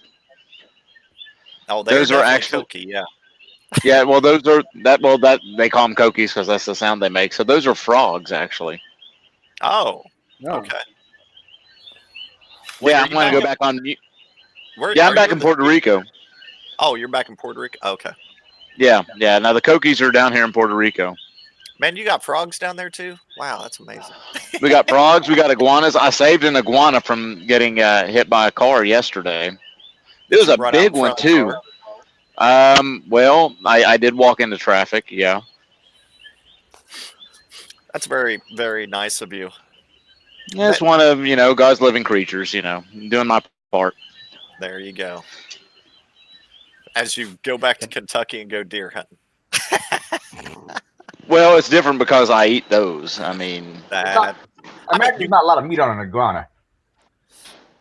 Well, I've never ate iguana, but I do remember seeing this picture of Jeff Bezos eating an iguana, and he had like a really sinister look on his face when he was doing it. Makes sense. It's Jeff Bezos. I mean, so go figure. Yeah, we'll go with that. Speaking of new CVEs, NSA issues advisory on VPN vulnerability trio. Vulnerabilities with Pulse Secure, Fortinet, and Palo Alto Network VPNs are called out in the advisory. The National Security Agency, we know them as the NSA, this week issued an advisory with remediation steps for recently disclosed vulnerabilities in virtual private networks products from Palo Alto, Fortinet, and Pulse Secure. Multiple nations state advanced persistent threats, or APTs, have weaponized CVE 2019-11510, CVE 2019-11539, and CVE 2018-13379 to gain access to vulnerable VPN devices, the NSA said in the alert. Real quick, too. One of those we covered. Yeah, I just want to point out, especially the CVE 2018-13379. So anybody who doesn't know CVE and then 2018, that does refer to the year that the CVE was issued. So it has been out there and probably patched for close to a year. So let me look and see which one of these they are, because I know we talked about Pulse a couple of weeks back. So that 2018 one is Fortinet. So FortiOS system leak through SSL VPN. Aren't they Chinese owned, I think? I have no idea. So a path traversal vulnerability in FortiOS SSL VPN web portal may allow an unauthenticated attacker to download FortiOS system files through specially crafted HTTP resource requests. So that was an LFI. If you remember, I think it was like 3 or 4 weeks, or it might have been before DerbyCon.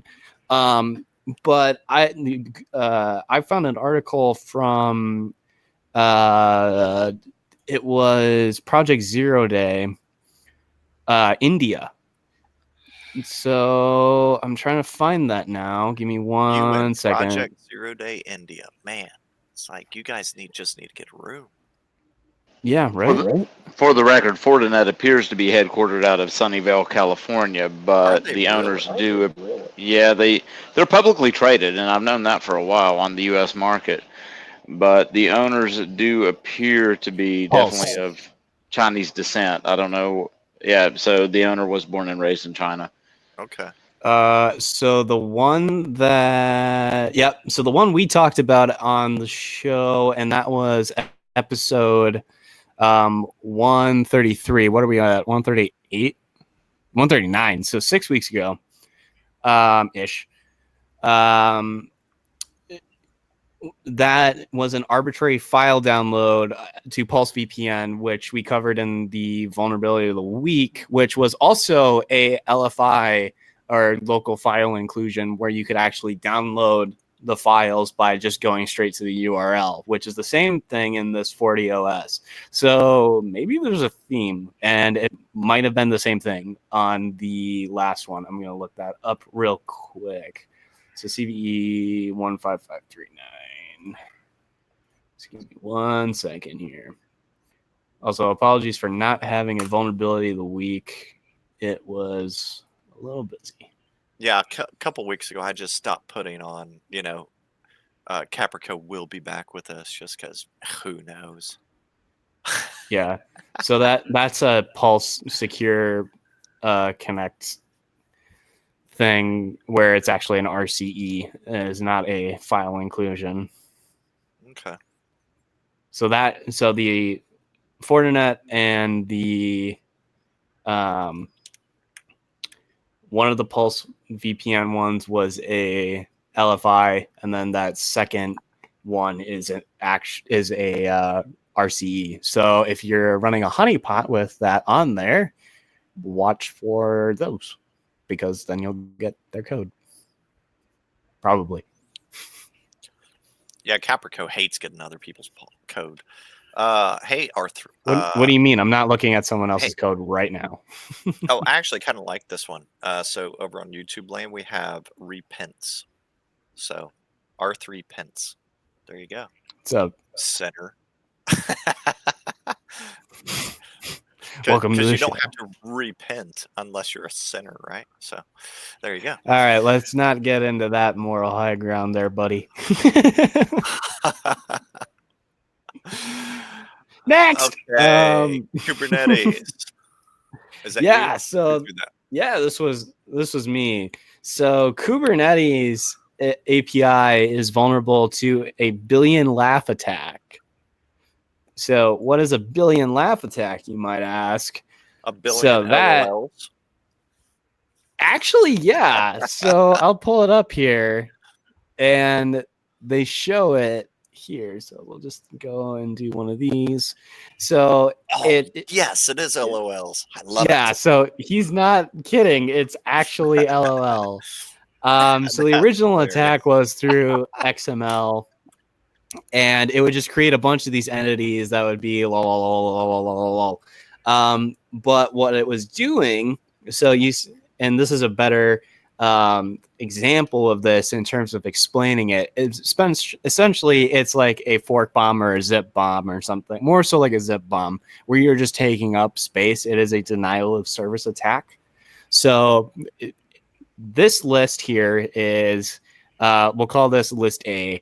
So list A is, let's say that is not, wait, 1, 2, 3, 4, 5, 6, 7, 8, 9. 9 things long, 9 strings long. Then you do another list where it is a list, it is a list of lists. So that 9 then gets multiplied to 81 locations. Then that gets put into, oh my gosh, another, it's an exponential curve. It gets super big to the point that it so it starts at 9 by 9, then it goes to 81 by 81, then whatever 81 times 81 is, then it multiplies that out. Yeah. Okay. Yeah, that could get very large very quickly. It basically squares itself every time that you do this. Yeah. So 81 times 8, so it's 9 times 9, or 9, and then it's 9 times 9, then it's 81 times 81, then it's whatever 81 times 81 is, then whatever that number is squared added to that number squared. Yeah, it's a lot. Yeah, so that's pretty fun. Quadratic blow up. Yeah, I like that. Yeah. So this one was specific not in XML, but in YAML manifests by the Kubernetes API server.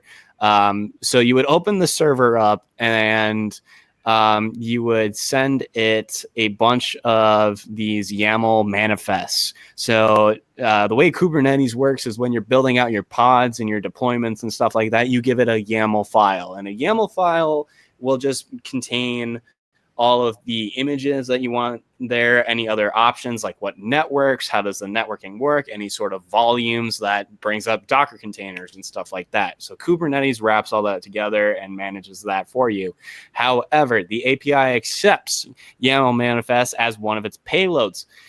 However, the API server conducts no input validation on the uploaded YAML manifests. Neither does it impose hard limits on the size of the file. Here lies the exposure. Huh. Funny. Sounds like something familiar. Yeah. Wait, you didn't think about a normal thing and like secure? Oh, okay. I'm referring to you, Docker. Yeah. But I mean, but even with within Windows, it's a small thing. I mean, it's been a while since I've been within Windows, but you, at least whenever I managed it, you couldn't specify like maximum size of a file, you know, or a folder. I think on file shares you could some here and there, but that's not only like a issue here. I mean, that's an overriding issue of, you know, whatever something is going into, not being able to necessarily put boundaries around it. So it's and it my is a thing bigger with issue. my thing with this is not so much in the file size itself, but that there's no input validation. There's no sort of probing on whether or not the syntax actually is something that can be parsed. Like if it's something that Kubernetes doesn't understand, or knows that it's too big for it to actually be a legitimate deployment, you would think that would be developed into it to where it would just stop and say, this file is unrecognizable or this file is too big, please split this out or something, so that I can easily parse it, I being the program Kubernetes. Yeah. But meh. I don't find a lot of faith in Docker and Kubernetes in the container world right now, but that's just me. In especially with what I threw in chat. In regard to so here security, or in regard to, so here I'm gonna go on a little bit of a tangent here, and I actually got into a little bit of a fight with a Netflix dev. What on was it? A GitHub about this? I wish it was a fist fight. On a little bit of one. I was a little ticked off. They were like, "No," and okay. So my thing from my development experience is if there's a default, you will find it, and a dev will run it because it's the default. That's what works. They don't want to change a lot of things. As much as possible, yeah. Exactly. So, a coworker of mine was doing bug bounties on his own, and he was doing a bunch of research. He found cross-site scripting in a example of how to write routes in this JavaScript framework. So routes are usually like, this is what to do if the user requests this page. So once it hits that, it goes to either X controller or run this code straight away.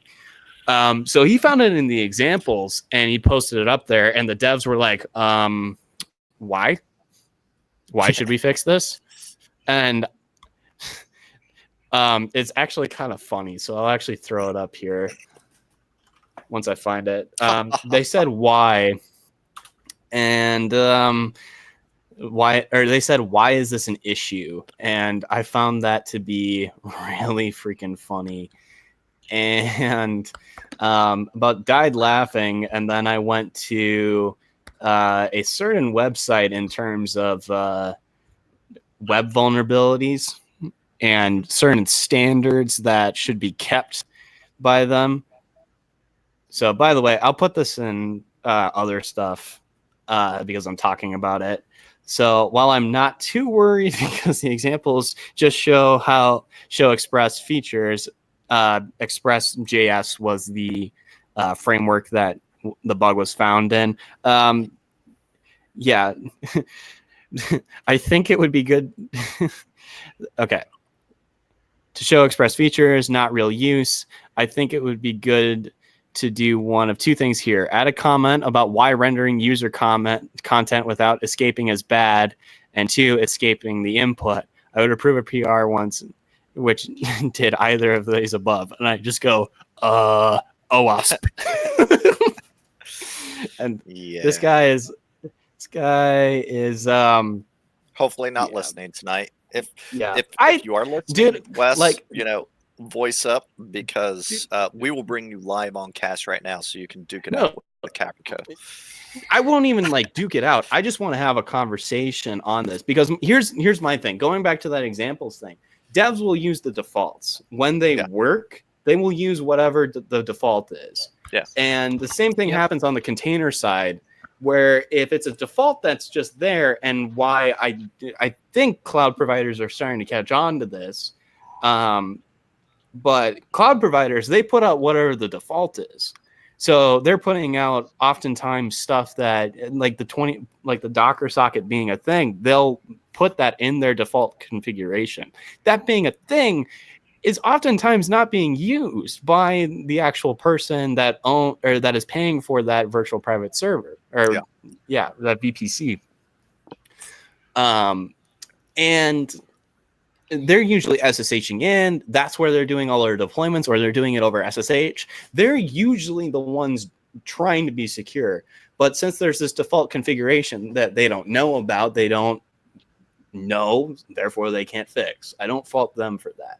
I fault the people that are putting out those configs and whatever. And it's usually a developer thing or a whatever. But there was another thing where I started looking into Elasticsearch. Elasticsearch also doesn't have authentication on by default. Correct. Yeah. And because we've discussed that a couple times, just because they've been exploited. So yeah. Or information has been leaked on them, or what companies are doing. Yeah. And two, if you are throwing up an Elasticsearch instance, do not allow that to touch the internet, the public web, before you've got your authentication in there. Mm-hmm. And before you fully configure that system. And then, give it that public IP and do everything else if you need to. Make sure you get all the stuff done, because we've also seen other instances where there was authentication and stuff built in, but it looked like the attacker was able to get on there prior to the authentication being added in. And so they got the back door on the system, before you ever even got your authentication on there. So, it seems stupid, duh, anybody would do this, but no, not everybody does it. So, yeah. There was an application, open source application years ago. I remember it actually had a default option in the configuration, and if you ran it with the default option, it would refuse to start. It would say, "Go fix it." It was did not read the manual or something like that. It basically forced you to actually go in there and read the manual and change some settings for security. I really like that. That'd be a good idea, huh? Yeah. Yeah. I also found it fun. Okay. No, you go ahead. I'll bring that up here in a minute. There was another person that found another vulnerability in the same example, where you could do some LFI, some directory traversal attacks as well. Yeah. On the same issue. I totally forgot about this. And this was like a month later. So it was in the same file. It's like, wait, you're literally doing a path joint. Like you can read any file from this just by like doing. I was like, oh my God, what? Yeah. Duro error RTFM. I wish that was a thing. But yeah, so that's my tangent for that because that just bugs me. Like I hate how it's always like a default configuration that I'm having to like deal with.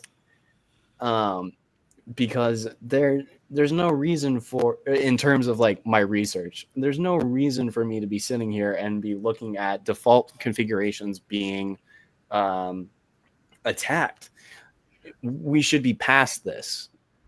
Yes. But you know, agreed. People will be people, but I still have to say this, not in a sort of, I'm angry that it's a thing, but I understand cuts need to be made sometimes.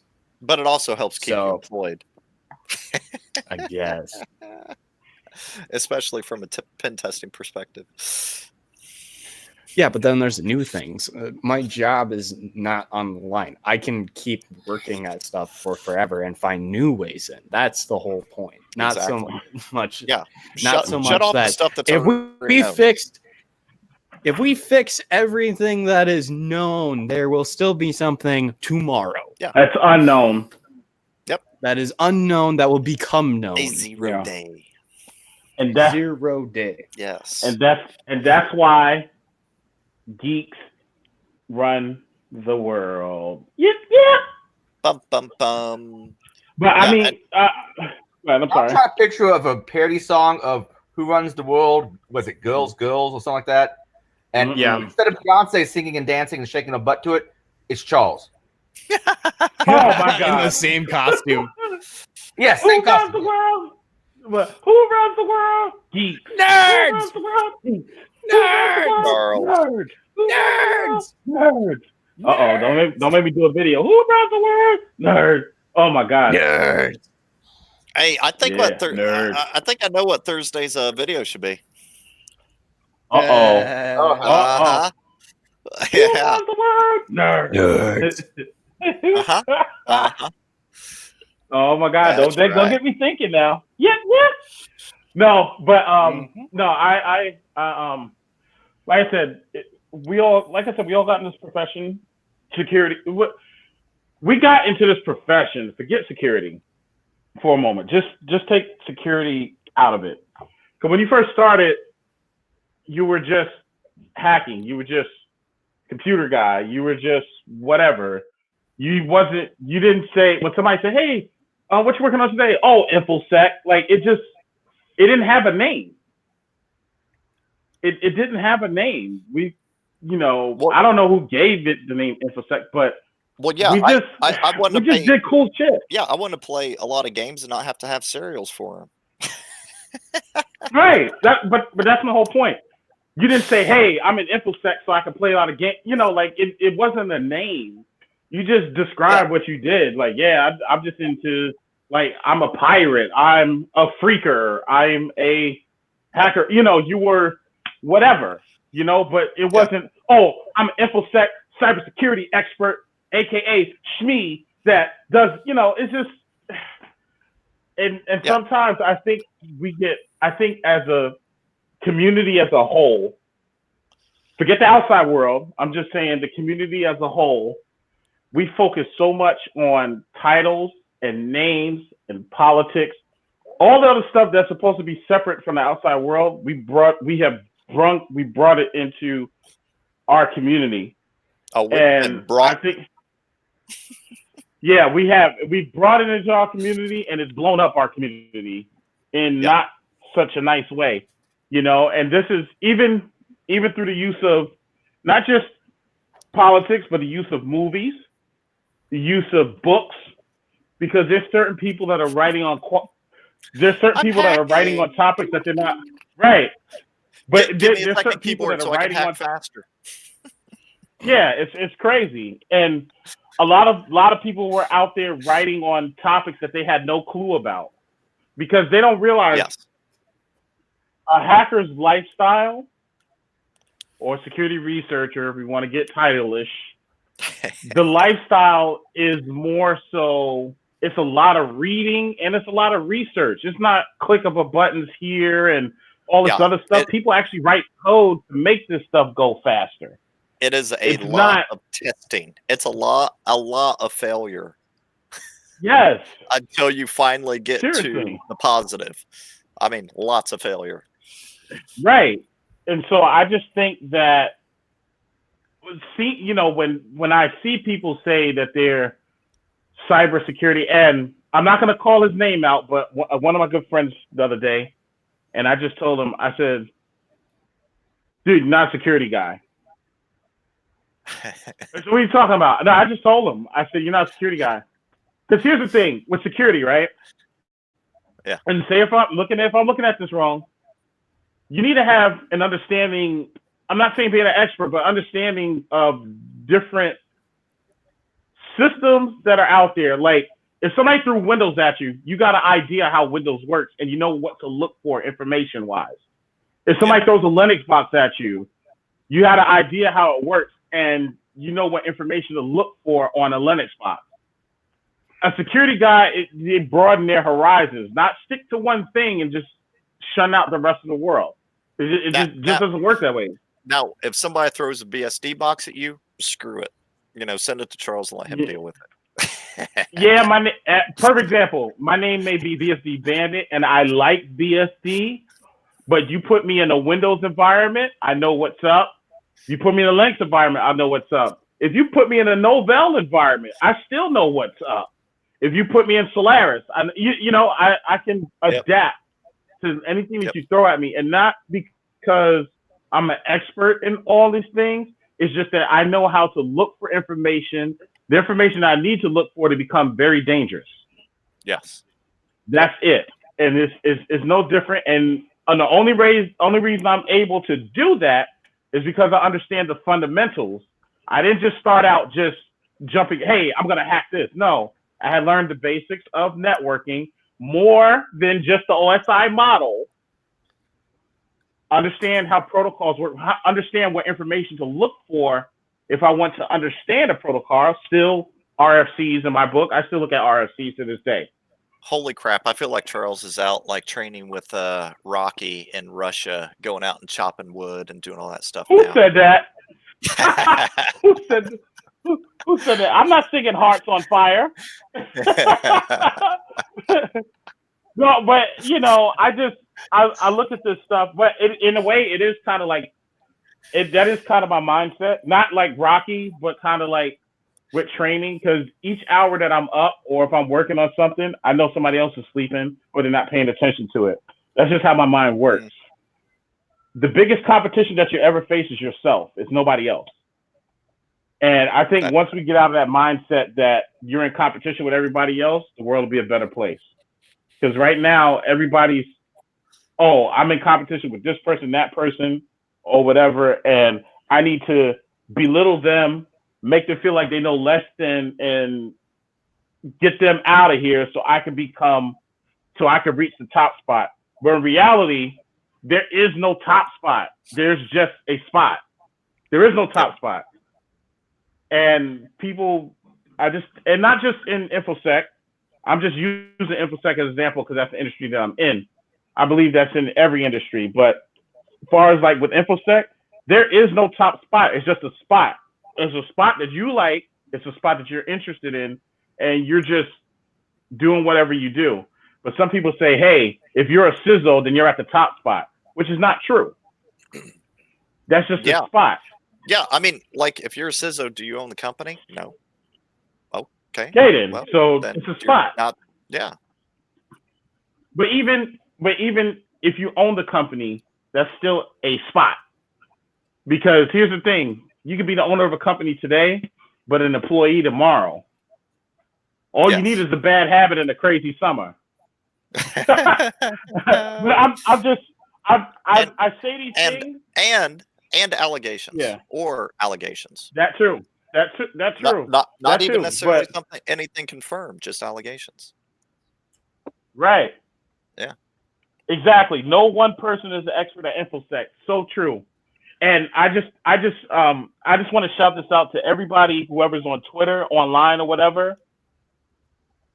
I don't care where you are. I don't care if you're a PC tech. I don't care if you're at help desk, whatever. You're at a spot. You're no lower than anyone else that you may feel is above you. They're not above you. Everybody's on the same level. It's just that some people are in different positions than others. You got to look at stuff as spots and not that somebody's above you. And I don't care if you're a man, woman. Doesn't matter. What matters is how you feel about yourself and what direction you want to go into, not what everybody thinks you should go into. As well as, too, if somebody is not willing to help you out, find somebody who is. Thank you. Yes. You know? Whoever's not willing to help, whoever's in InfoSec right now and all you're doing is tearing stuff down, and yes, I'm saying this live. If you're InfoSec now and you're tearing stuff and all you're doing is belittling people, you're talking bad about people, just get on out. Just get out. Get out the industry. Go do something else. We don't need that energy in here. For those who want to learn, for those who want to have fun, for those who actually want to contribute something, come on in. Come on in. We need you. Yeah. And I'd go as far to say that's for any industry. Yeah. If you're in any industry and you're wanting to bully people out because they want to learn, screw off. You're not helpful. Yep. No. I would say something more vulgar, but I mean, I know I'm being good. But yeah, I know. I totally agree. For any industry, anything that you want to do, just go ahead and do it.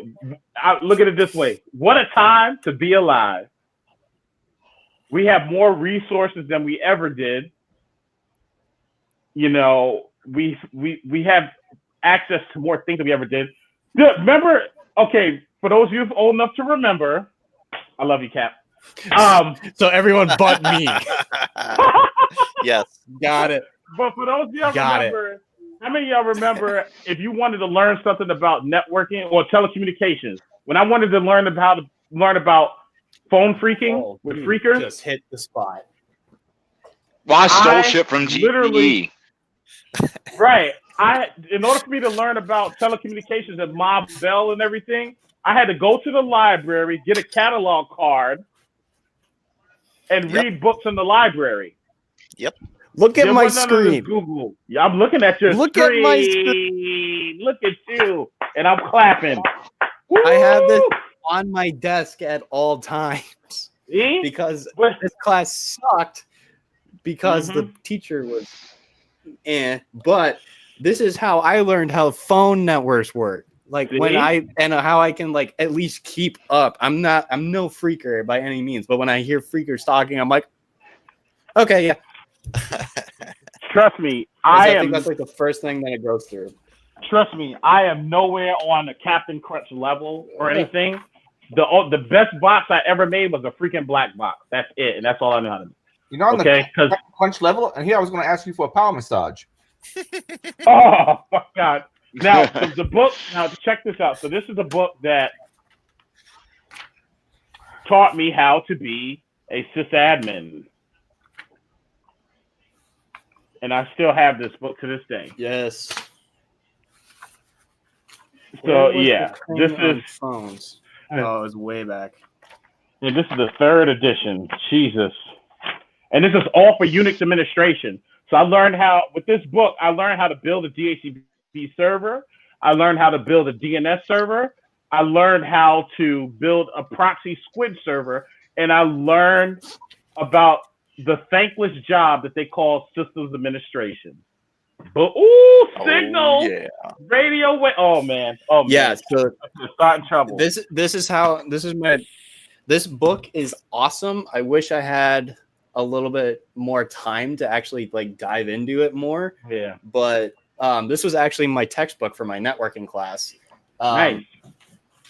Pro tip: keep any textbooks that you can afford, or find them somewhere else.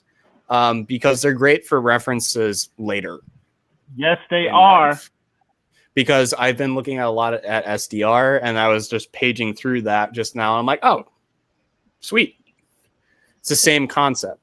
We like RFID. It's just a radio wave. Therefore, it's an analog signal that you can then convert digitally. And there's a talk on that at DerbyCon. Go watch it. The guy found all of his apartments network cards over SDR. Nice. But not network cards, access cards. But it's stuff that you appreciate. Like like I said, I wake up each morning. I just feel super happy about everything. Now, is every day perfect? No. But yeah, I choose. But Charles is happy. But I choose to be happy. I choose to take a different approach. I don't choose the woe is me approach. I don't choose to stay down about stuff. You just can't. I mean, it's just because it makes it that much harder if you're like stressed or you're worried about stuff.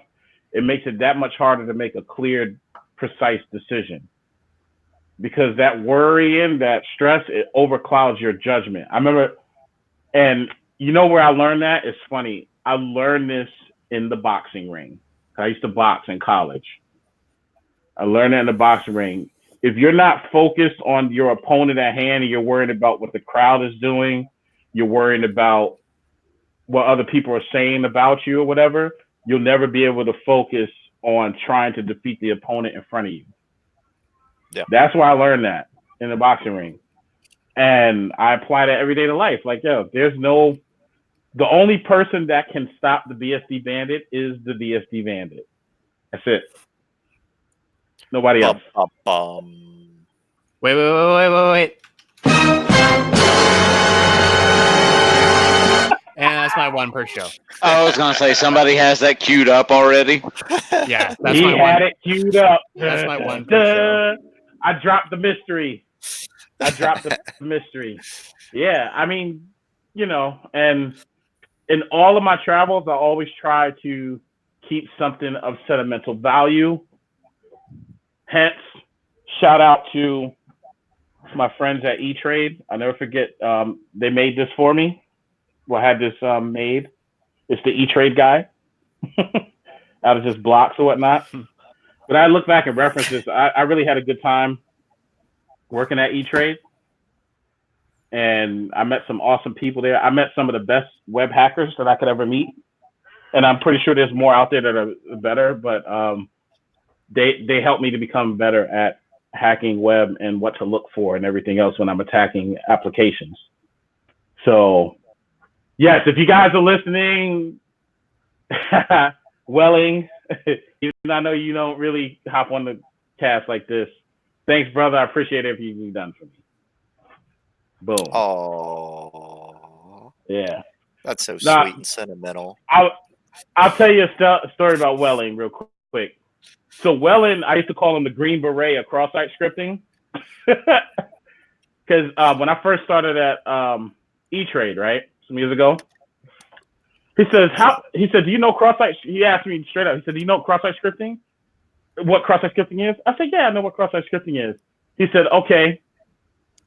Cool answer, but I'm gonna see if you really know what it is. And this is besides it. Right. So he gave me some tests, and I did good on the test. He said, "Yeah, you may have did good on the test, but what if I told you that? Let's make it better. Let's make it more interesting." So when you're looking at cross-site scripting, and this is what got me focused on more characters and stuff. See, I knew he said, I think you know the muscle memory of cross-site scripting, but you don't know cross-site scripting.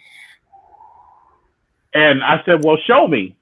And most people, when somebody says they don't know something, what do? They try to challenge them. Yep. They try to come back. I just said, well, if you feel I don't know enough, show me. And Willen had this weird look in his face, like, Oh, I'm so glad you said that. Man, we did a lot of stuff with JavaScript, and everything that I like to write in Python, I had to write in JavaScript because he was my manager. Yeah. So he was just like, "Hey, that's cool. You can write that in Python. I don't give a shit about that. Write it in JavaScript." Hey, Charles, pause real quick. We're hitting the 2-hour mark. So, oh my God. FYI, you guys over on YouTube, if we drop, we'll come back within a minute or so. So just FYI. Okay, back to you, Charles. Oh, so it was just saying that in general, like taught me about the different characters, different ways. Oh, you don't have to use alert. There's also prompt when you're dealing with DOM-based cross-site scripting. Do you understand sources and sync? Do you understand the difference between the two? You know, and do you understand how like DOM-based cross-site scripting works? Do you understand how the DOM works? First of all, forget cross-site scripting. Do you understand how the DOM works? Do you understand how the browser processes information? Do you understand how web servers process information? So part of my job too, I had to install as many versions of a web server that was out there. So Apache, WordPress, Django. They had some Sinatra too. So different web servers had to be installed in the environment to play around with and to attack as well. So I got to do all of that stuff.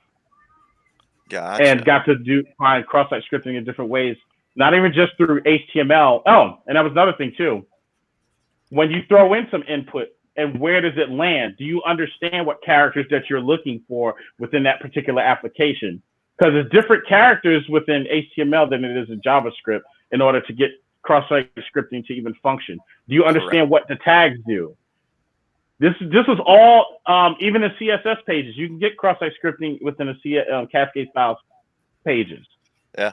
Do you understand all, you know, so this is stuff that I actually learned at the job hardcore, you know? Awesome. So as I say, I call it, as I say, I appreciate it because that was huge. So now, and same thing with, it was like, okay, because one time I found a bug. I did the happy dance. I was like, oh shoot, I found stored-based cross-site scripting. Yeah. So Wheelan was like, oh, cute. He said, yeah. I said, cute. This that's is awesome. special. It's stored-based. He said, oh, it's cute. It's like you found a little Easter egg that I planted there for you. Yeah, but he said, oh, cute. What else can you do with it? I said, well, it's a stored base. And he said, what else can you do?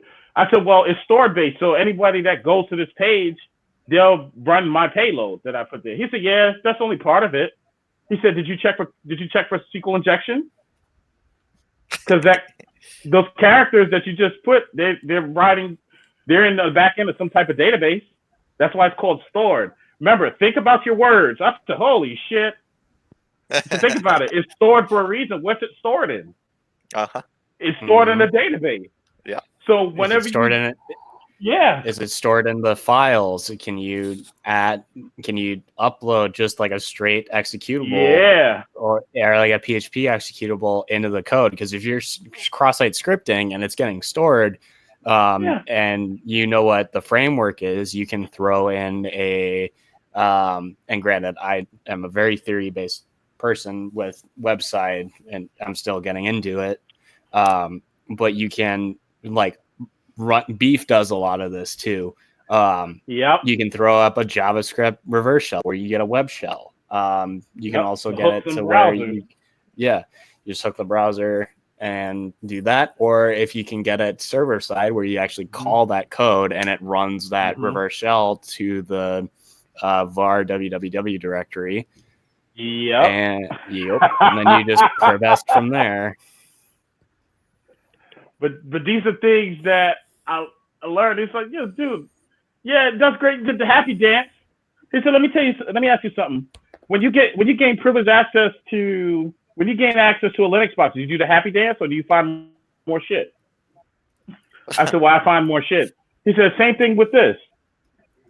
Great, you got stored-based cross-site scripting. What else can you do with it? And same thing when you find cross-site scripting in just a basic application. okay, and this is something I actually learned not only with E-Trade, but Brent White. Shout out to Brent White. Yep. He in one of his talks on Irongeek.com, boom, that I watched one time, he's talking about just using when you find cross-site scripting, make it hurt for the customer. Meaning this, don't just say, oh, okay, I got this alert to pop up. Make it hurt. Fire up beef. Put that alert through the ringer. Oh, you found this alert? Create have some custom JavaScript that you can run against yourself to show how bad cross-site scripting really is. Don't just say an alert popped up. Anybody can do that. Make it hurt. So where the customer wants to fix it. Like, oh, damn, they can do all of this? Oh, yeah, I need to fix this.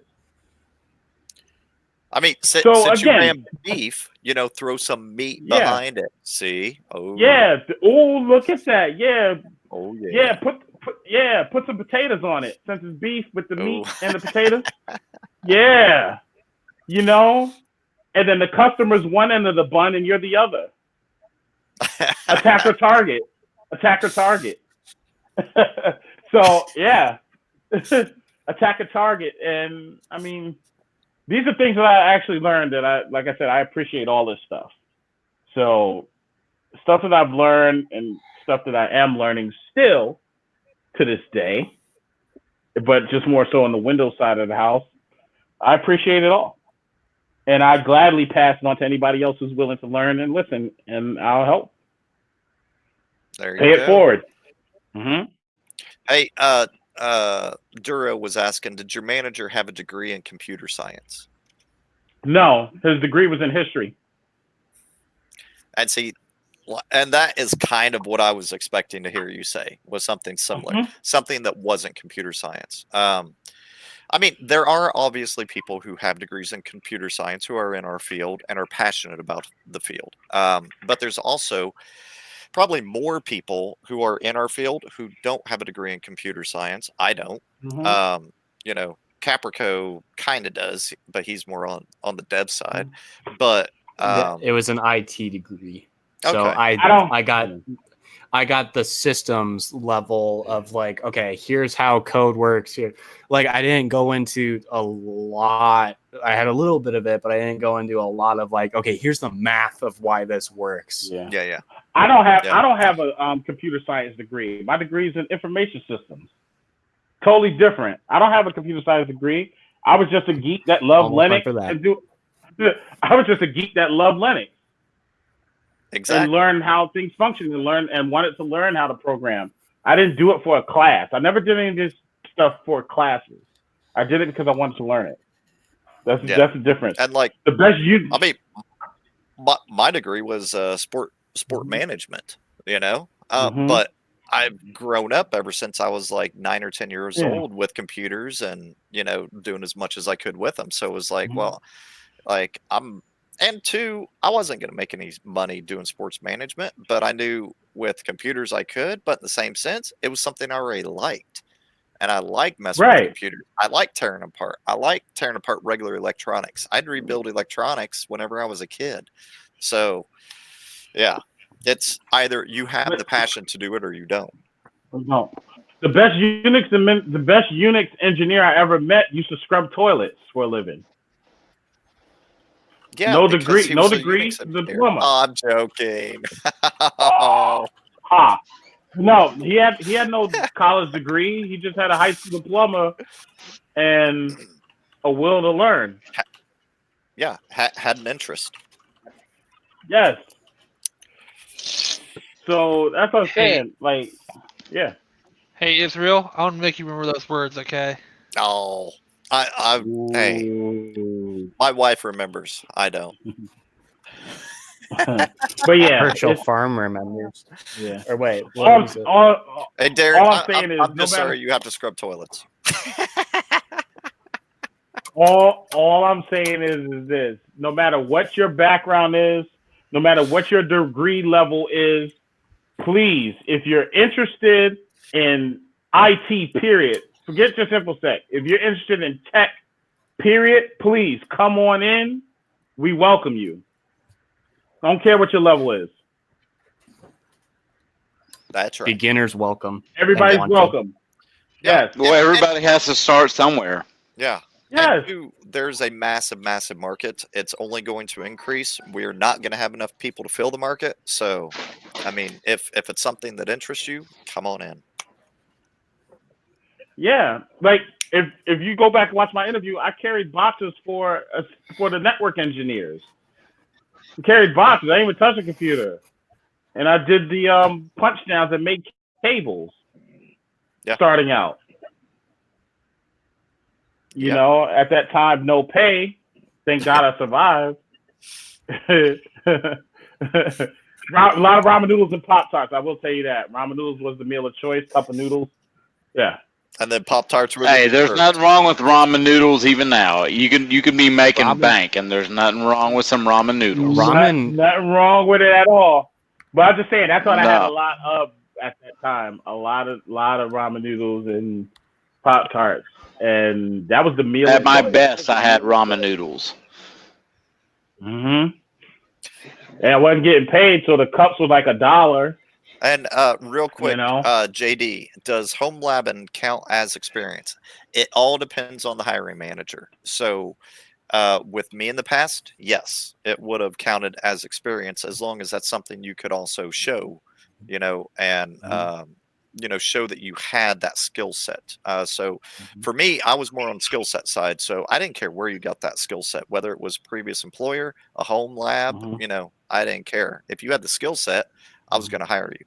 Now there are hiring managers who don't have that same opinion, so it all depends on who is looking to actually employ you as to if a home lab would count for the experience. And also, I'd like to say this. If you have a home lab and you're using a home lab to gain your experience, first things first, as you do different things, 1, blog about it. 2, be prepared as you're going through an interview to just talk about your different experience through that home lab, what you've learned, and ask them and ask the employer that you're trying to get onto. Hey, have you ever thought about using this particular software? Check this out. This is what this can do over this. What are you using? Know what they're using in their environment. Ask them questions. So say for example, if you only have home lab experience, you don't have no experience, and you just have a home lab at home, but you've built DNS, you've played with Docker containers, you've done all of this stuff, right? And you've already, and prior to the interview, you've been blogging about all your adventures, right? You go into the interviewer say, hey, so, tell me about your experience and everything else. You go right into what you've been doing with your home lab.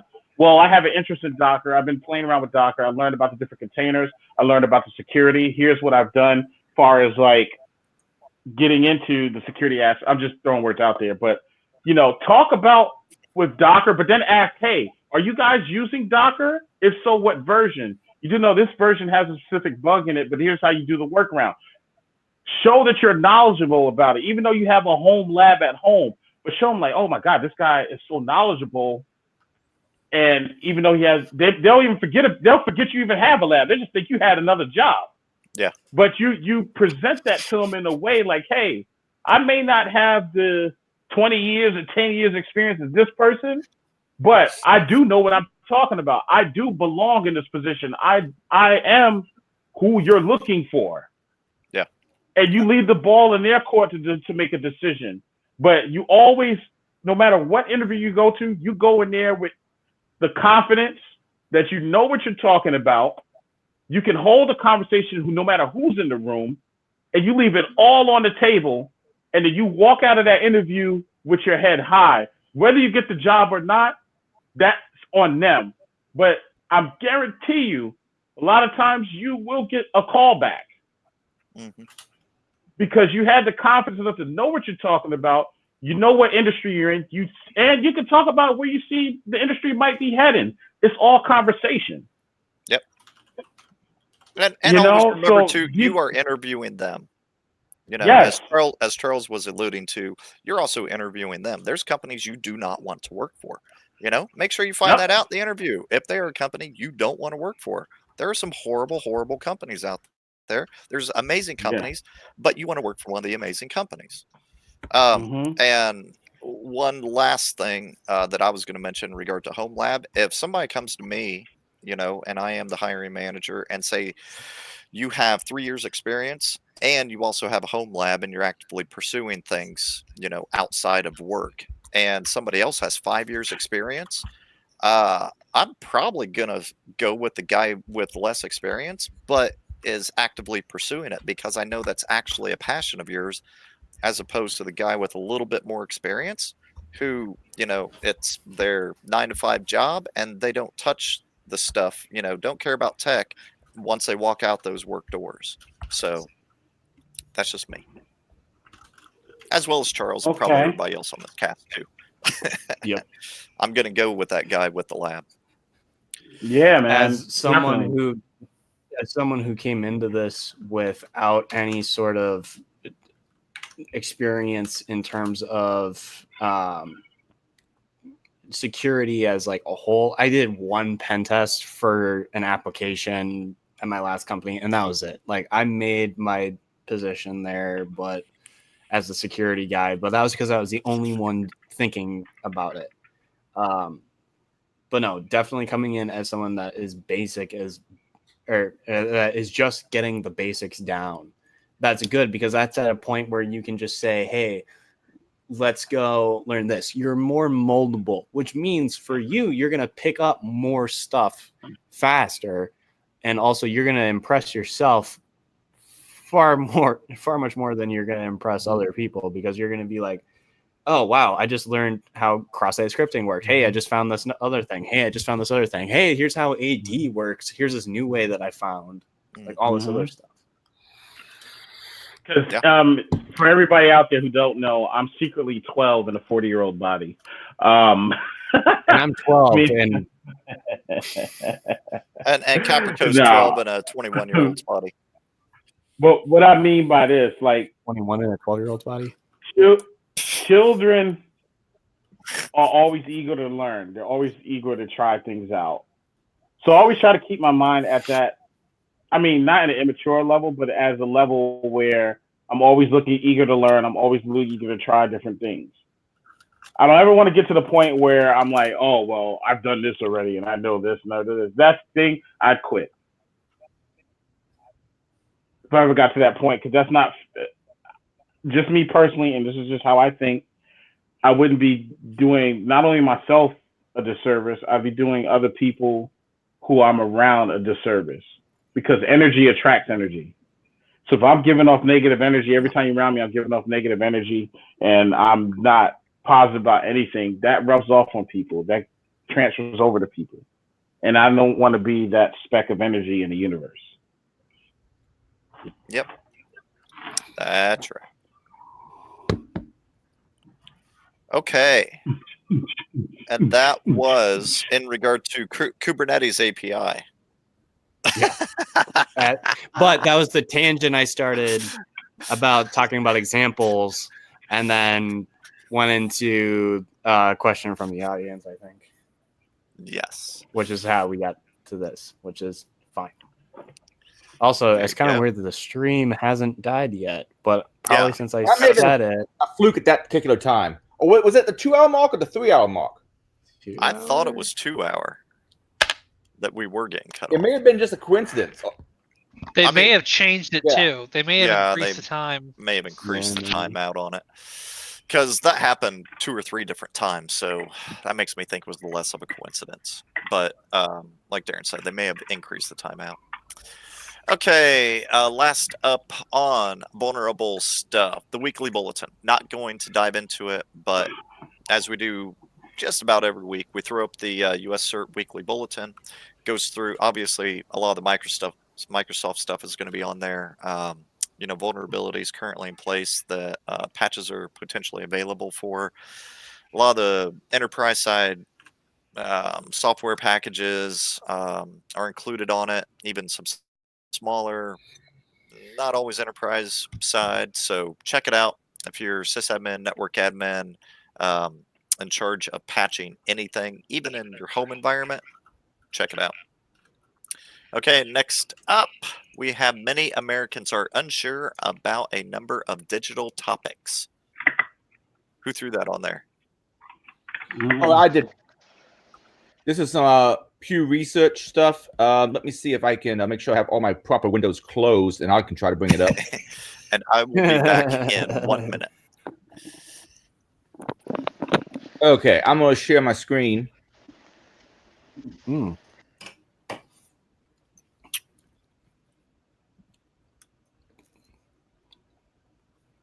I need to get a Jeopardy theme music song or soundbite.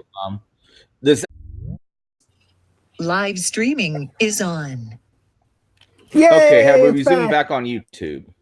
I am watching. Yeah, we're back. And am I actually still showing my screen, or did that die too? No, you're sharing your screen. That's dead. Oh, it All is? I'm not seeing it.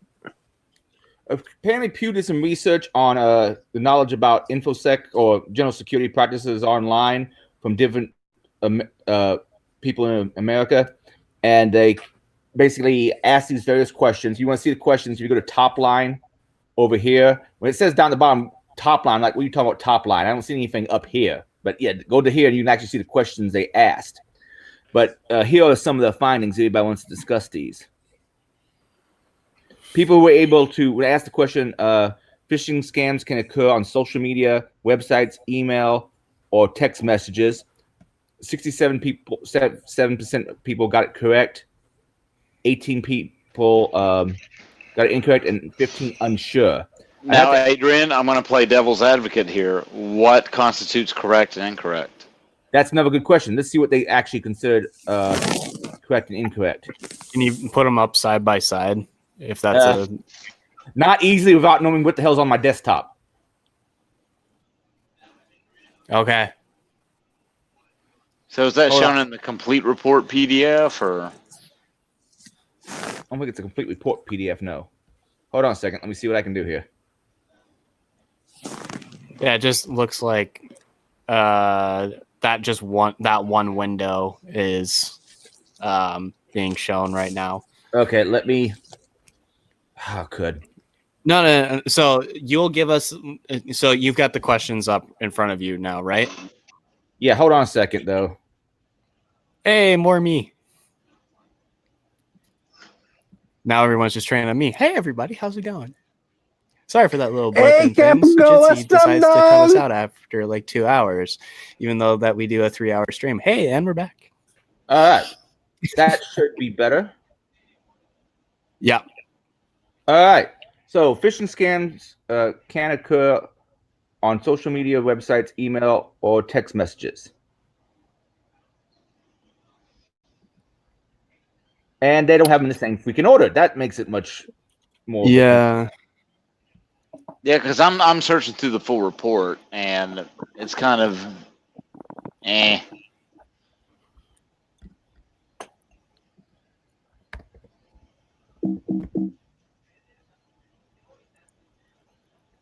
Here all we of go. the above is the correct answer, as they would have it. Yeah. Cookies allow websites to track users' visits and site activity. That would be true. Yeah. And various things, but they also have it broken down by age categories and so forth. Let me pull this up on my screen. Apparently, the more experience you have as far as education, the less likely you to fall for things. I have some doubts about that in some ways, considering some of the academics I've worked with. I guess maybe depending on what your education is in. Yes. This just seems very optimistic.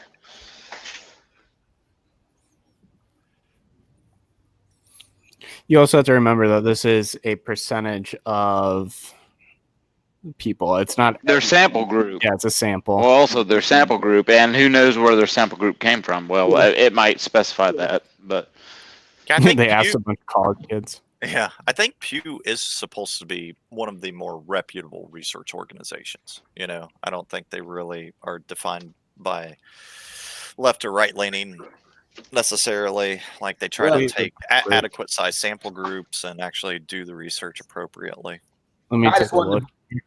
I just wanted to bring it up, but I won't take my screen off. Did I take it off successfully? Yep. Just looking at the report here. So Pew Research Center survey of 4,272 adults living in the United States conducted June 3rd to June 27th, or sorry, 17th, 2019. So this was done, and if my statistics rings true, that is the minimum sample size. So can you results like a p-value to that, or? Yeah, it's been a while, dude. So that I mean, it's statistics. You can set a p-value to anything.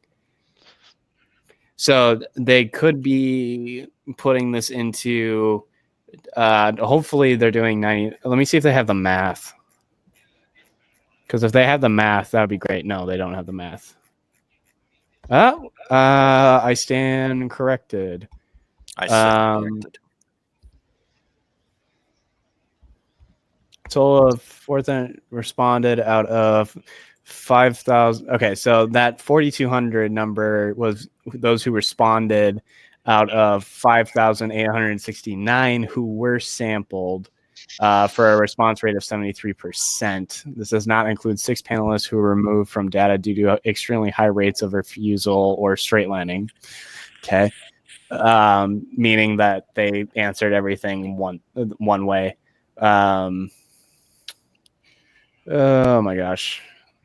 It's a lot of numbers. I just want the math.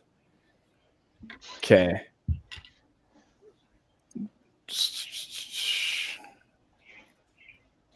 Just want the math. Give me the math.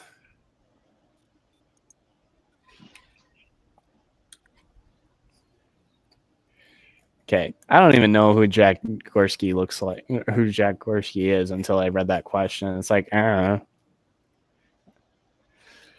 They don't have the math here. They just have tables. I want the math. Sadly. But let's see here. Stratum A consists of panelists who are non-internet users. They were sampled at a rate of 100%. Stratum B consists of panelists with high school education or less. They were sampled at a 98.9%. And Stratum C consists of panelists that are Hispanic, unregistered to vote, or non-volunteers. They were sampled at a rate of 44.8%. What was that group again? Hispanic, unregistered to vote, or non-volunteer. Why is those looped into one group? I have no freaking clue. I'm reading off the report. That's kind of interesting. I mean, I'm enjoying it. I'm enjoying it right now. Actually, I mean, page 9 of the report. Stratum D consists of panelists that are black or 18 to 34 years old. They were probably taking the statistical items that could make up a large enough data set, where they could group them together. Yeah, which I'm like you'd have a subgroup. Yeah, which is fine.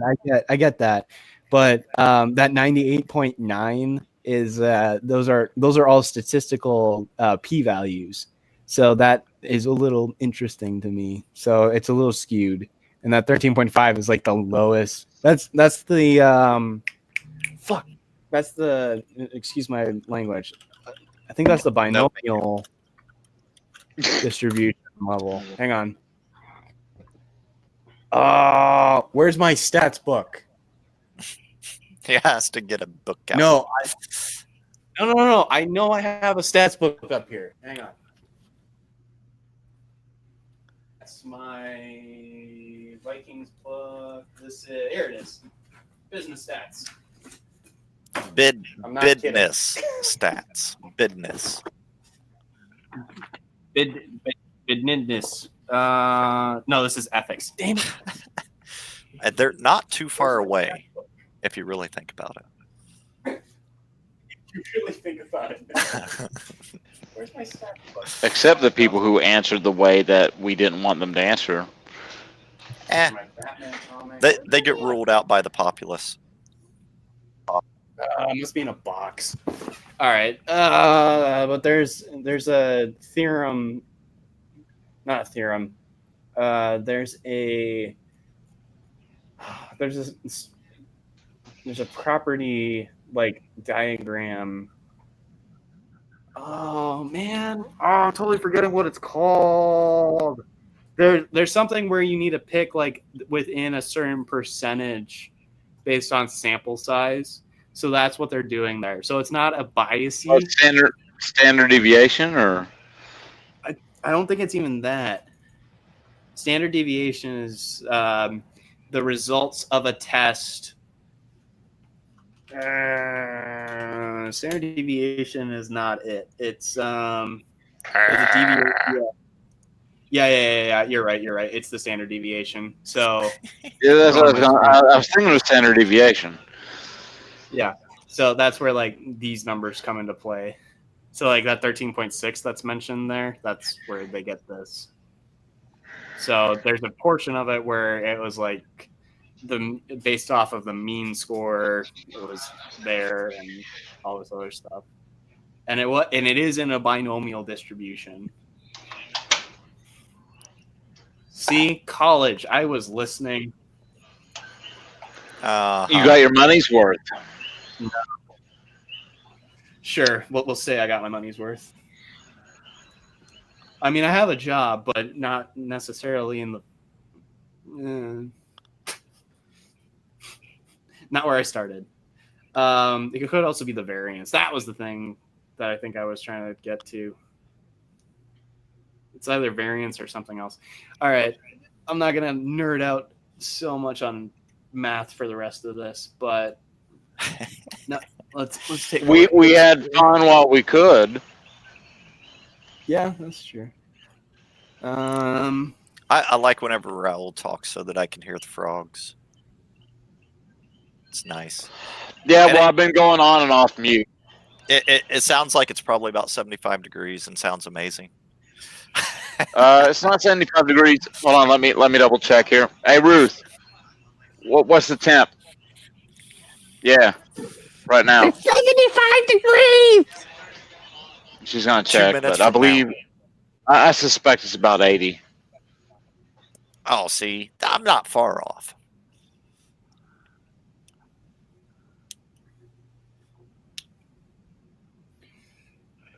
The real feel is 84. Oh, okay. See, that's still nice.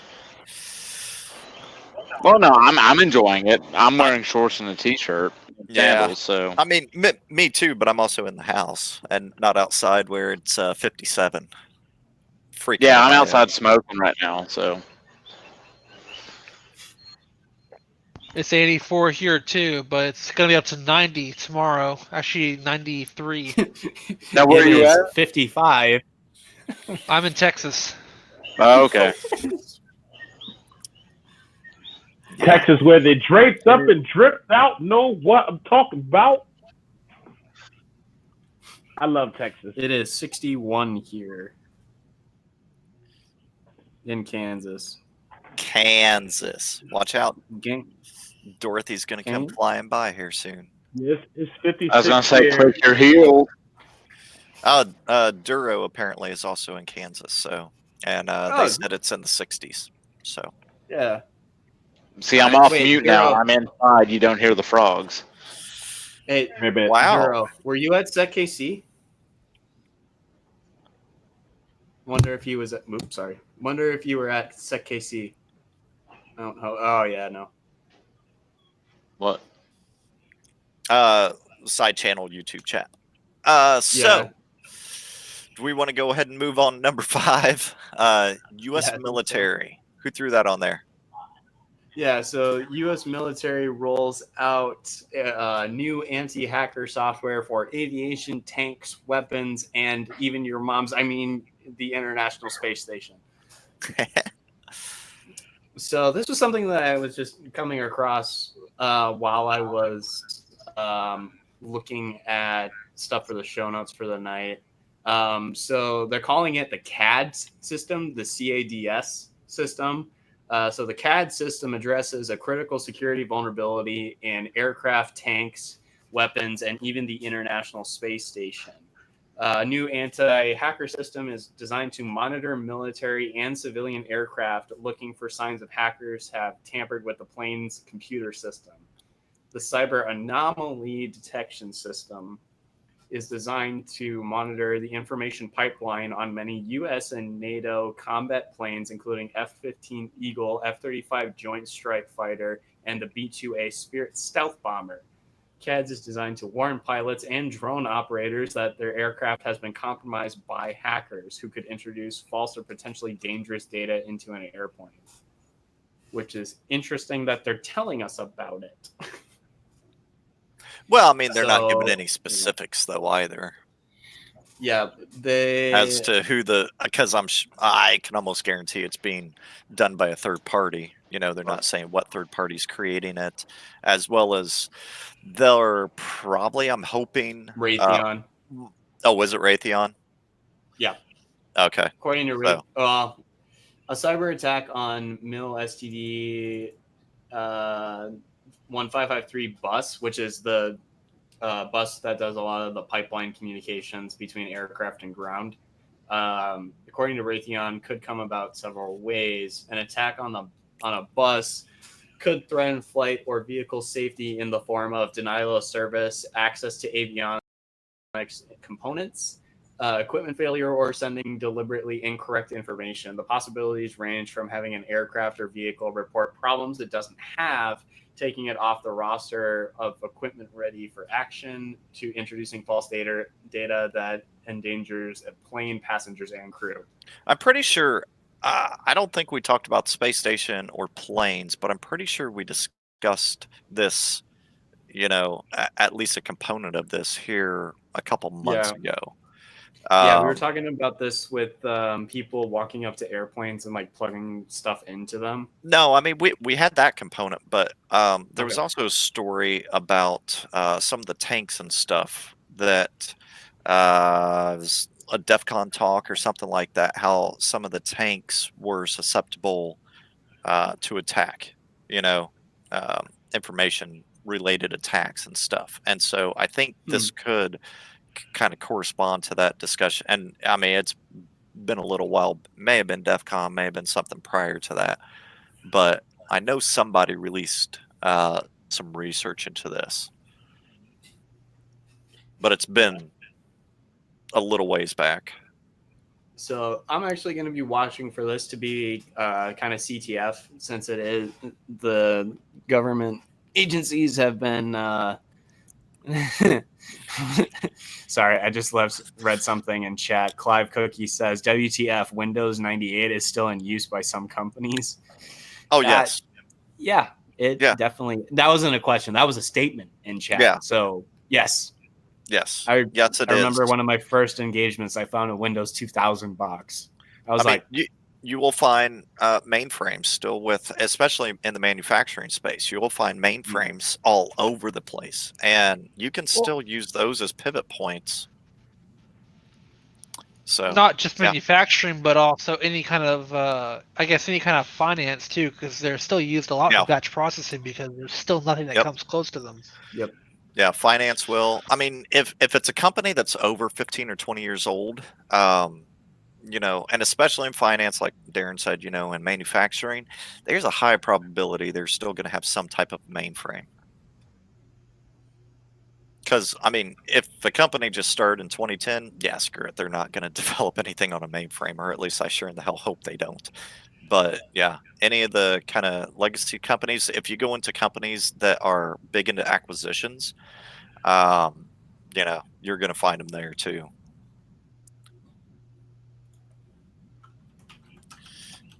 Okay, Cappy, got anything else out, or anything else on the military side? On the anti-hacker software? Yeah, I just like the naming of it. The it's popular mechanics, so yeah. It was just something I came across that I was like, oh, that's interesting. You know, when I hear anti-hacker or totally secure, I don't try and hack it at all. Yeah, I wonder if you know, Raytheon has a bug bounty program. I've never actually looked to see if they do. I don't think they're the ones that built it, but they were the ones that were interviewed for this. Oh, okay. I mean, because they very well could have built it, you know. I have no idea. They were the company that I saw in the article. Yeah, I'm not finding anything like immediate showing that they do anything bug bounty side. I mean, because it would be kind of neat, throw up an emulator, put their software up there, and let it get attacked. Whoever the company is, you don't have to necessarily do it on real live systems. Right. And here's the other thing too. Back when I was in Europe, my roommate was he had his private pilot license and whatever, who was eventually wanting to go into business and commercial flying and stuff like that. But he asked me one day, it's like, could you hack an airplane? I'm like, well, yes. I mean, it's computers. It's just all computers. And he was explaining to me how each component works. And he was saying, well, each component is specific towards that one job. There's no like interconnectivity. They're modular. And I said, well, then how do they all talk together? They all have to talk at a single point. And he was like, oh, and I did some research, and there's actually I think it's Boeing and CAN bus. Yeah, the CAN bus, yeah. And then there was there was like an operating. There was like their own flavor of Linux that they had on there for planes, and it's proprietary. And there's an older version of it out there, and I can't remember what it's called. I think it was like Weasel or something like that, like Weasel OS. It was something like it was like a varmint or Otter Linux. Otter Linux. That was what it was. That's what it was called, I think. But yeah, so stuff like that. It's very, especially in aviation, it's very hard to get a hold of that stuff. But I'd like to see that move closer to this. But that's why I'm saying I would like there to be a bug bounty for this, or some sort of program for researchers to get access to this, because I would like to see that, just so that we get something to do. They get more, or they get free research-ish, or research out of it. Well, not free. I mean, they still pay. If it's a bug bounty, yeah. Yeah. But we all get payouts for bugs that we find, right? No. No. And then they just magically get fixed, and it's like, it's totally gone, and I still haven't been paid. Though one of the biggies that I found, unfortunately, was a mom and pop shop who was doing all the Wi-Fi, what are the landing pages called? The capture pages. When you're on like a public IP or a public SSID. Captive portals, yeah. And so it was like a mom and pop shop who was doing it for a decent size organization. And yeah, they had all their source code out on GitHub, and I made people aware of that. And yeah, next time I was out and about, yeah, there was a different captive portal, and that was not the mom and pop shops. So yeah, sorry, mom and pop shop. Okay, what do we got next? I think we are on to other stuff. We are awesome. into other stuff now. We are well on the downhill slope now. We only have 2 in other stuff, so. Yep. Hacking victim who paid Bitcoin ransom goes on to hack the hackers. This sounds fun, actually. Is Frankie Frank on? No, he's not. Damn it. He added this one. I haven't read this one yet. Hacked victim. Yeah, it goes on to hack the hackers. Let's see. Okay. So yeah, you go ahead. With the Can you hear me now? Ransomware hackers that have played QNAP's network attached storage NAS devices, which we talked about in the past, for them being vulnerable. They found success by brute forcing their way into devices with weak passwords, encrypting files, and demanding 0.09 Bitcoin or $700 of their victims to unlock them. That being said, as Frommel, who's the researcher that hacked them back in a way, though it seems unlikely he'll suffer any ramifications, but a ZDNet report indicates that at least one security researcher has made authorities aware of the situation. Still, he's on Twitter notifying other victims that his decryption software is available for free. So far, Frommel has received 2 tips for his efforts worth a combined 0.0114838 Bitcoin or $94. Hello. Yeah, hello. Wow. You We wanna say take your it away name from and you here? just magically appear. We didn't even say it 6 times. I know. Wow. Beetlejuice. Can you guys hear me? Yes. All right, I had to restart my stream for some reason. I didn't get to talk about that one. That was awesome, but he did a good job talking about it. I was just reading it, so I don't know. Yeah, it is pretty cool though. I mean, because he was able to hack, jump back in and get data off their databases that included the decryption keys. How many did it say that he actually got? I thought I saw 3,000. Yeah, 3,000 decryption keys. And he went on straight Twitter out and of their started telling database. people. Yeah. Yeah, that was very, very cool. Yeah, unfortunately, he's not getting the $700 back, but at least he can help other people from having to pay. Yeah. Well, like Cappy said, so far 2 people have donated, $94 to him. So he's down to like $606 in the hole. So you never know. He may get a little bit more, or maybe he ends up getting a better job out of it too. Yeah, pretty neat though. Yeah. For sure. Yeah, definitely interesting. And Hey, then it even references the 3 hospitals in Alabama that recently paid hackers behind the Ryuk ransomware to unlock compromised systems. Huh. there The you ones that we go. talked about in the breach report. Or where there's in Alabama. I don't know. It's been a while. That was like 3 hours ago. Or no, don't worry. It was like 3 hours Oh, ago. God. I have got something to say about this one. So this is from CoinDesk. Trez, did you also put this one in here? Yeah, I put it in, but you can talk about it. No, you go for it, man. All right. So the gist of the article is pretty simple. That there are these people selling cryptocurrency, and they're selling a pretty shitty cryptocurrency for a tenth of the price that it's worth, because they know once the people who get that cryptocurrency go to try and spend it, they'll be tracked. It'll be tracked back to them as possibly being the ones who stole it in the first place. That was my take on it. But you go ahead. I mean, Yeah, that's like old school money laundering right there. Yeah. So that's an interesting thing, since I saw this recently in another article that Monero spiked recently, I think last week, and ZDNet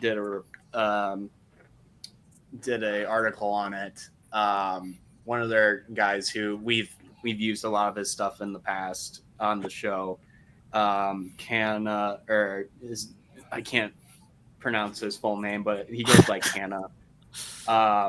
He actually did something on that, and people that were buying all of this stuff, or that were selling off all their stuff, Monero went up because of it, and then everyone moved to Bitcoin, and that was why internally I was like freaking out on our internal chat for that reason.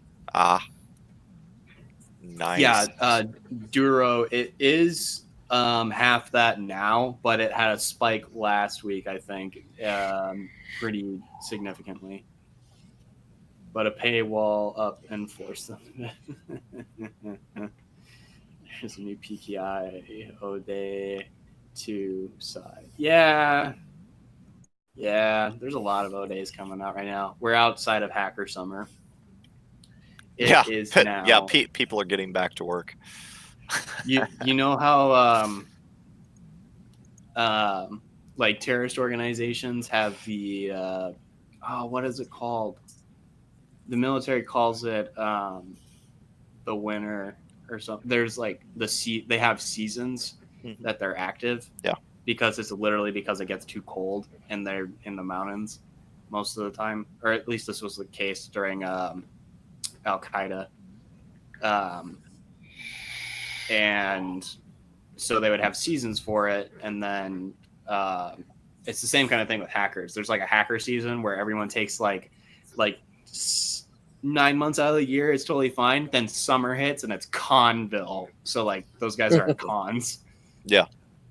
Critical season. Can I use that Zero Saw? I'm gonna use that if that's okay. Hey, tell him no. Say no. No, you can't. No, it's not okay. It's not okay. I will always reference you. This one dude named Zero Saw or nice lady or whatever you identify as. What is even happening right now? I don't know. But yeah, that's it for other stuff. I'll also throw in the GitHub thing that I was talking about, that issue when I was talking about defaults being a thing, because and also shout out to my defaults suck. Do you even know what fiat cash is? I've never heard of this before. Fiat? What's fiat? Fiat cash. That's the cryptocurrency they're trading. Well, unless I'm just misreading the article. I mean, there's probably like 1,000 different cryptos now. They're selling fiat cash for fractions of its worth to avoid dealing with the money themselves. Well, I think that's the term. So fiat also means fake. I did not know what that meant. Thank you. So, or it's not backed by anything. So, yeah. So, like when we talk about the dollar, it's a fiat currency because it's not backed by anything. It has no intrinsic value. It is literally a piece of paper or a coin. But you attribute value to it or whatever.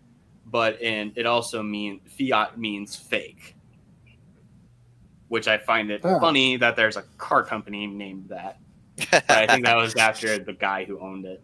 Most currency is fiat currency, unless it's gold or something tangible and has tangible or maybe value. The guy who owned it didn't really exist because he was fiat. Yes. Just like the producers. You know what fiat stands for, though, right? Fake? I've never heard the term before. No, the acronym. Fabricia Italia Automobili Torino. Well, okay, yes, there's that. You but look. Yes, it stands for fix it again, Tony. Duro just posted it on YouTube, so I can't really take credit for that one. But like, say, there's all these acronyms for Ford and whatnot. Fiat stands for fix it again, Tony. That's right. Yeah, fat on the road, dead Ford. Good stuff. Tangible like exploits. Exploits are tangible. I like that. TLE. Tangible like exploits. Yes. Sure. We'll go with that. But yeah, that is the show notes. And unless we have anything else to add, I will give it over to Adrian. All right, everybody. Thank you again for joining us. I hope everybody had a good time, and we'll see you next Wednesday. Oh, hold up one sec. I gotta tell the super classified information so I can get this one thing in. So, did you guys hear about the? Oh my god, that was amazing. Such a pain in the ass. What? That's my one per show. I love it. Everybody, have a good night. Have a good night, everybody. Bye. Later.